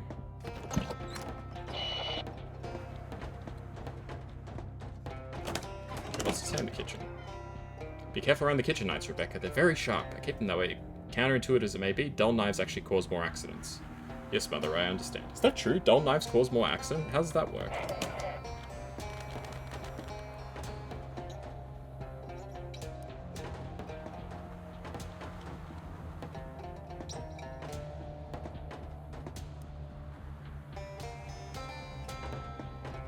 Dull knives cause more accidents? Oh, there was a...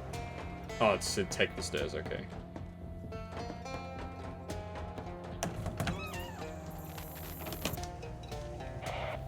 Some people say the most powerful tool is a padlock. It's more of an opposite tool because it obstructs rather than facilitates. I got a handsaw and another padlock, so I got a key, okay. How many... I've got 9 padlocks already, sweet. I'm already almost there.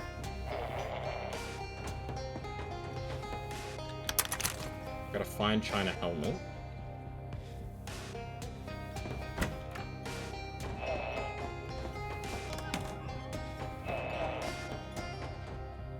Well, I'll probably need the breathing apparatus, right?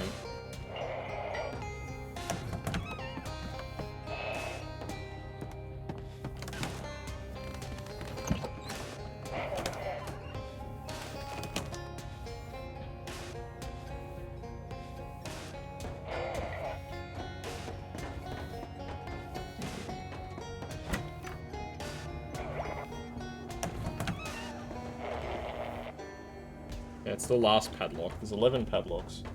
And a sharp knife to cut through things you're cutting. Yeah. So how does a dull knife cause more accidents? Okay, well I need a breathing apparatus apparently, so I probably can't come back until I get one. Okay, let's go see the Livers Brothers. Nuts to this swamp. Look, my best glad rags are turned into actual rags. These stockings are silk. Well, I guess now they're silt. Oh, haha. You're about as funny as a rubber crutch. Come on, if we keep moving, we'll be done here sooner. Nothing doing. I ain't moving from this spot till I got a proper set of pin covers. She drops a nickel into a nearby payphone and talks into her urgently for a minute. How the hell? How on earth did you find a payphone in the middle of the swamp? I phoned my pop. He sent along a pair of his old fishing waders. That isn't what I asked you. Before long, a delivery boy arrives with the waders and hands them over to Molly with the tip of his cap. Very fashionable. You knock him dead at the dance hall. Laugh it up, Buster. If anybody knows I got a peep on me wearing these, you're the one I gotta knock dead, savvy? If it's dull, you have to try a lot harder. Oh, gotcha. That actually makes sense, yeah. Here's the hides you wanted. Need? Got news for you. Don't need them. You keep them. That was just a test. Want to see if I can trust you with real work. Seems I can. Ready for some real hunting? Even if it was a test, I think I should get paid. Paid for a test? You're all mixed up, mate. The test is to get paid work. My stats are too low. Because I lost one of every stat because I lost a battle earlier. Which I nearly won, but I got double attacked. If they spread out the attacks at all, I would have lived, but it is what it is. Truth is, I got no need for 5 gator hides. My ambitions are far bigger. You met Paul, you know he's moot. I'm working to build him a leather tongue. So what do you need for that? 10 gator hides. As it turns out, I've already got him. Beautiful. That's beautiful leather, and it'll make a beautiful tongue. I can look at any animal and tell you what sort of tongue its hide will make. You don't believe me? Do you? Go on, name an animal. Whale. Is that a trick question? I never heard of a whale. Oh, okay. That's the tongue sorter. But without something to animate it, it'll be just a lump of flesh. What I need, mate. What my brother Paul really needs is the power of speech. So this next part is going to be easy if you've ever read The Little Mermaid. I'm not hunting a Little Mermaid for you. Don't need to hunt you a mermaid, mate. What you need to know is that the fairy tale's about a mermaid who gives up her voice is based on a real-life story of a gator merman who traded his voice for a bucket of ham. That's what gave Hans Christian Gatorman the idea. I tracked the voice down to a fishing hole in the gator village I told you about before. I must have it. Anything for my brother. Family's everything. Alright, let's get going.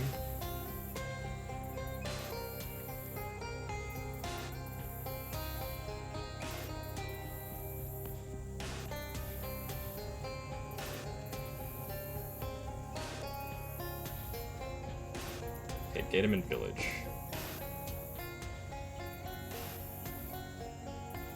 Okay, it's just getting more spores.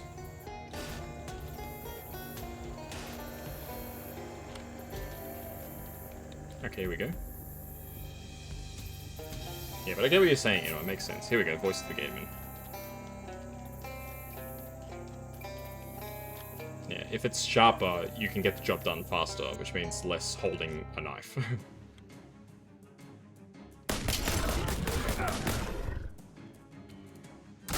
Ouch. Oh, I'm dead. Well, that's that. That's the thing about fights in this game. If you just get hit, like, because realistically, I could probably have won this fight if I didn't get unlucky to get double hit. Alright, let's try the fight again.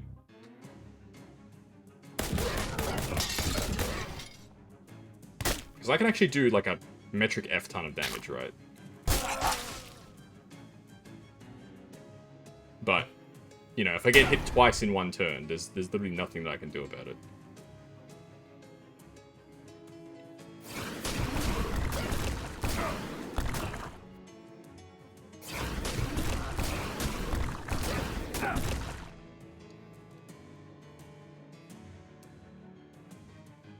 Okay, I can do 17 damage to this guy, then I can finish him off.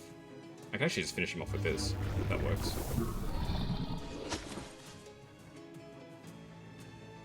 Got 1 AP left. He's gonna eat a mushroom, he's gonna hit the turtle, he's gonna raise his stats. He's gonna do some damage to everybody. Alright, let's just kill this guy for now.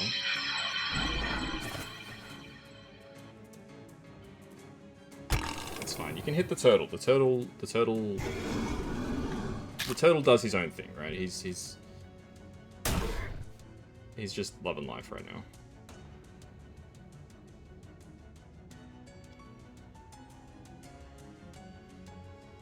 Okay, if I use 2 mind melts on this guy, I can kill him. Then I can kill this guy with my regular attack. And that just leaves Mushroom Boy. Okay, not bad, not bad. He eats a mushroom and gets poisoned, okay. Congrats.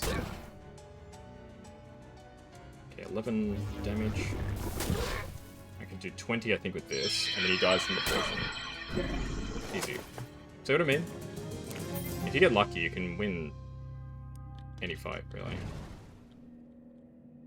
Okay, I'm not screwing around with this stuff right now. These dark portals. Monster Shack. Uh-oh. He tracked them down! The hunters have become the caged.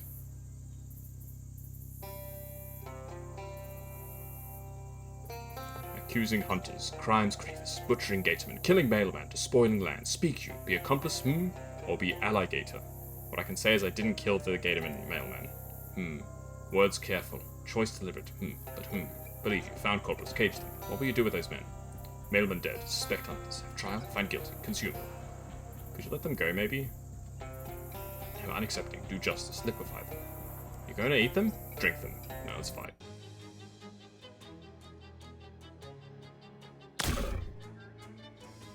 Freaking Sherlock Holmes looking ass.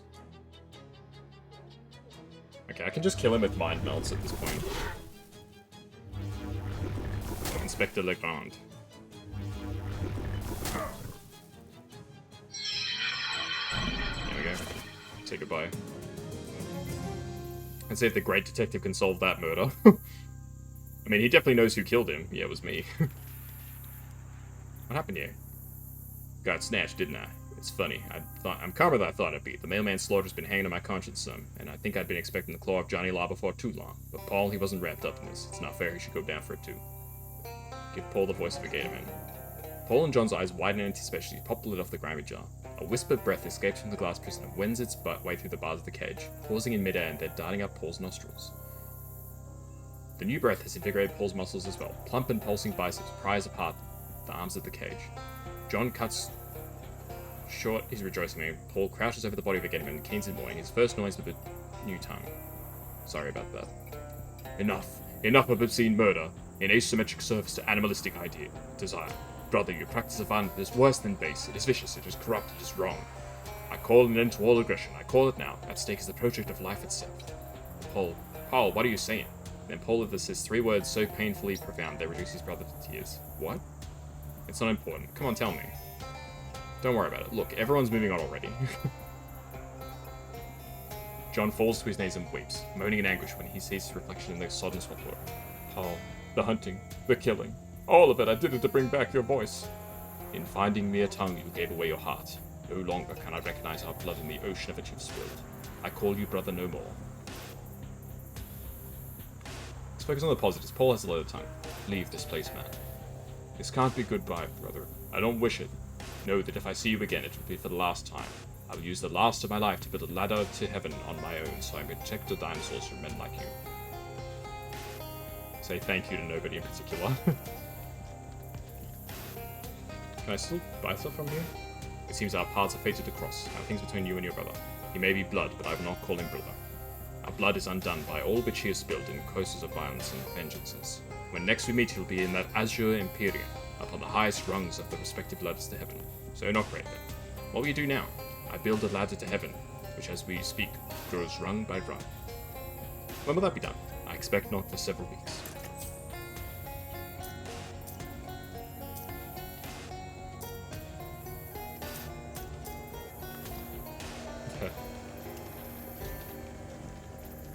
Is he still here?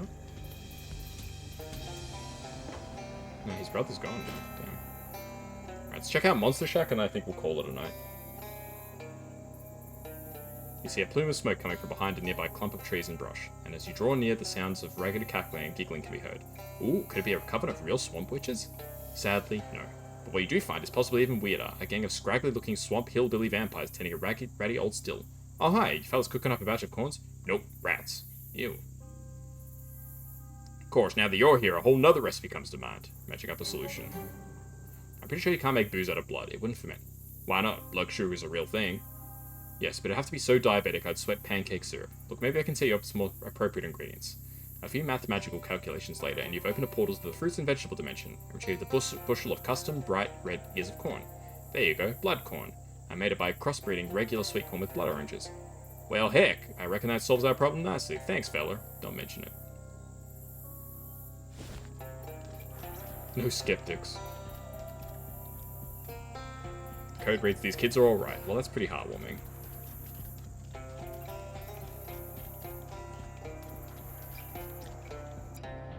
Inside you find not the decayed and crumbling tumble-down shack strewn with ancient records you were perhaps expecting, but a fairly maintained, fairly clean tumble-down shack strewn with 12 to 14-year-old kids. What the? Hey, what are all you kids doing out here in a swamp, in the middle of the swamp? Why shouldn't we be? Because it's dangerous here. Yeah, but this is where the monsters are. That's why it's dangerous. Do you believe in monsters, mister? I believe the real monster is man. All 6 kids sigh and roll their eyes at you. Okay, I guess I deserve that. Do you believe in monsters or not? You can't join our monster squad unless you do. Yes, of course I do. It would be a real feat of cognitive dissonance otherwise. You mean you've seen them? Oh, really? For real? Well, yeah. Which one? Which one? Vampires? Well, those don't count. Those guys are just weird jerks. We're looking for real monsters. I don't understand what real means in this context. Since you believe in monsters, you can join our monster squad. Otherwise, we can't tell you anything, because it's secret. Okay, I'll join. Great, it'll be nice to have someone who can reach the top shelf of the old bookcases we've scavenged. Is that it? I'm a member now? Yeah, we used to have a big ceremony. We had to repeat a vow and stuff, but it took too long. We're all busy with our research. Come on in and take a look around. Oh my god. A big leather-bound tome sits on a pedestal. What's this book? List of vampire nests. It's like 400 pages long. Lots of vampires in the swamp. If you want to help, you can always go clear some of them out. Not right now. He's eating something. Hi there. Hi. I don't mean to be rude. What's your deal, kid? I'm a moss man. You sure? You are, huh? Okay, well not really, but I want to be a moss man when I grow up. That's why I'm eating all this fertilizer. It's actually cornflakes. I'm just pretending. Okay, whew.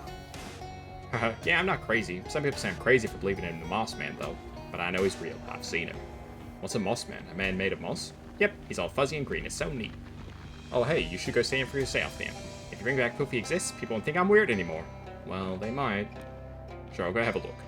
Great, I'll mark this place in your map. It's called Moss Rock Grotto. If you try and see him, bring out some of these mosses proof, okay? Okay. What are you reading? It's about Neanderthals and other early hominids. Unfortunately, I'm not finding anything useful in here. What are you looking for? The honey ape. The what now? You never heard of it? It's a very famous monster. It's a hairy primate or primate-like creature that's smaller than a human, but with human-sized hands. Most of the legends call it big hands, but I'm pretty sure the big hands legends are reported the honey ape are referred to the same cryptid. That's interesting. I know it lives around here somewhere, just haven't been able to find it yet. I hope you look for it. That would be excellent, thank you. I found some of its prints once and made a tracing. That might help you track it down. Try and get one of his fingernails as proof. How will a fingernail be proof? Because it'll be as big as a human fingernail, obviously. Alright. What you got there? Perfume samples? Kinda. This one's a combination of hydrogen sulfide and methane. Common swamp gas, basically. Ew, what's the other one? Coffee, to clear out the swamp gas smell out of my nose. Huh, okay, so why? I've been researching a creature known as the smell-o'-the-wisp. I've run onto it only once, but I have good memory for smells. So if I figure if I can match its smell, that particular chemical mix will tell me more about it. A smell of the what? Wisp. It's a cloud of intelligent swamp gas. Some people say it's the ghost of a dead chili cook-off judge, but I think there's probably a more scientific explanation. You're telling me you're looking for an intelligent... The girl gestures sternly at a sign of her workbench. No fart jokes. Oh, come on. It's a smell of the wisp. No. Well, I don't know what to say then. If you're willing to help instead of making puerile goofs, I could use the self analyze. Okay, I'll go find the smell of the wisp. Great, thank you. Here, take this. It should help you track the thing down. I can smell through this? Yep, just follow your nose. Alright, then. Can I use your supplies? Sure, don't disturb any of my smells. Get this. Yeah,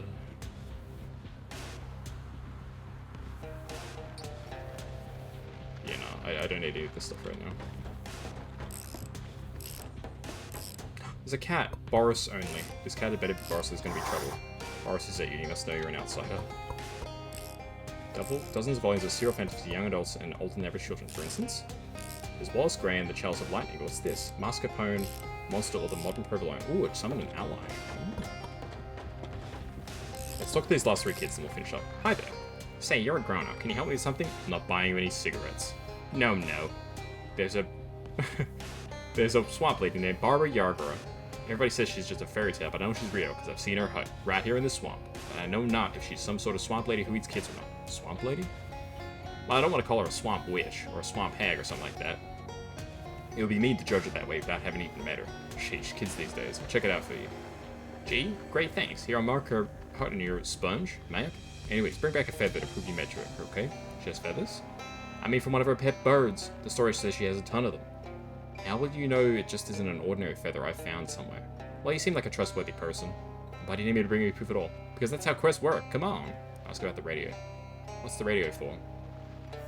Oh, this isn't related to Barbie Yarger or anything. I'm just trying to find a station so we get some music in here. Reception in Swamp is terrible, though.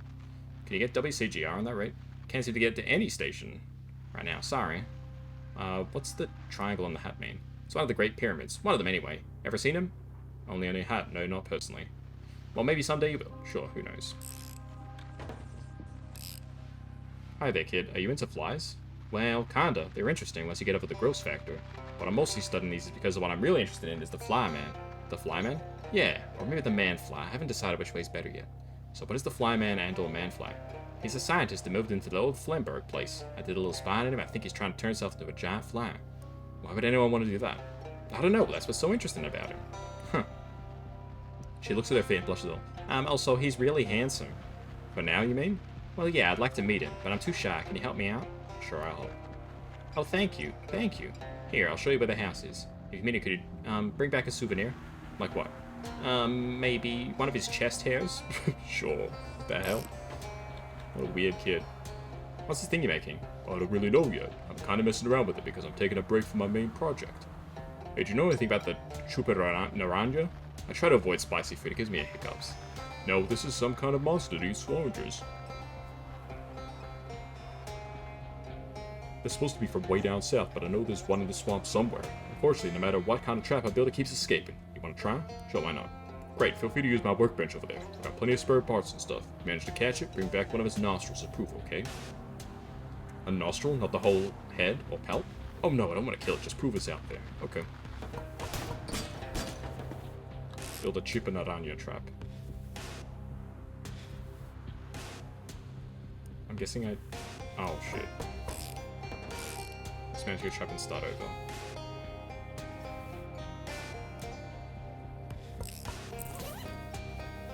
Okay, let's get one more strength. Sorry, one more muscle and one more moxie. So we can max out the trap. Tighten the spring, adjust the torque, tweak the trigger sensitivity, add a battery, add a fuse. Yes. Let's go hunting. Okay, let's put our shit back on.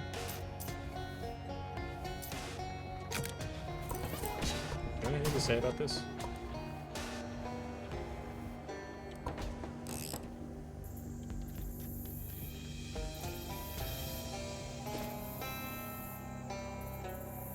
Damn, look how many, like, freaking things we got now. Look at all these side quests, my goodness.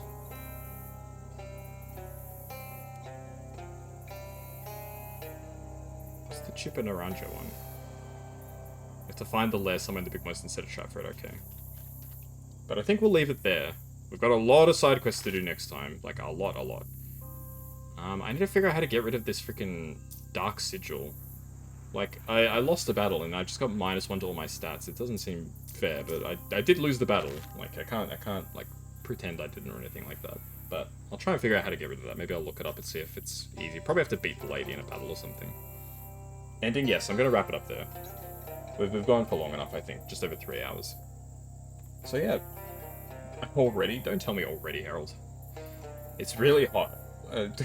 It was pretty uncomfortable streaming this long to begin with, but I was really hooked into what we were doing, so... How much XP do I have? I've got 500, so I've got a lot of XP to spend next time, so that should be good. So yeah. Next time, same... I think I'm back to playing it on Tuesdays next time, so I'll play it on Tuesday. Yeah, it's really hot. It's going to be hot the next few days, like high 30s degrees. But yeah, anyway. I'll be back to playing this on Tuesdays. I'm not sure what I'll do on Saturdays instead, but expect more Shadows of Loathing next week. So it should be fun.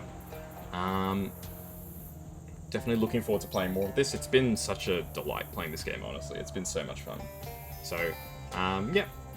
That'll be where we'll leave it for now.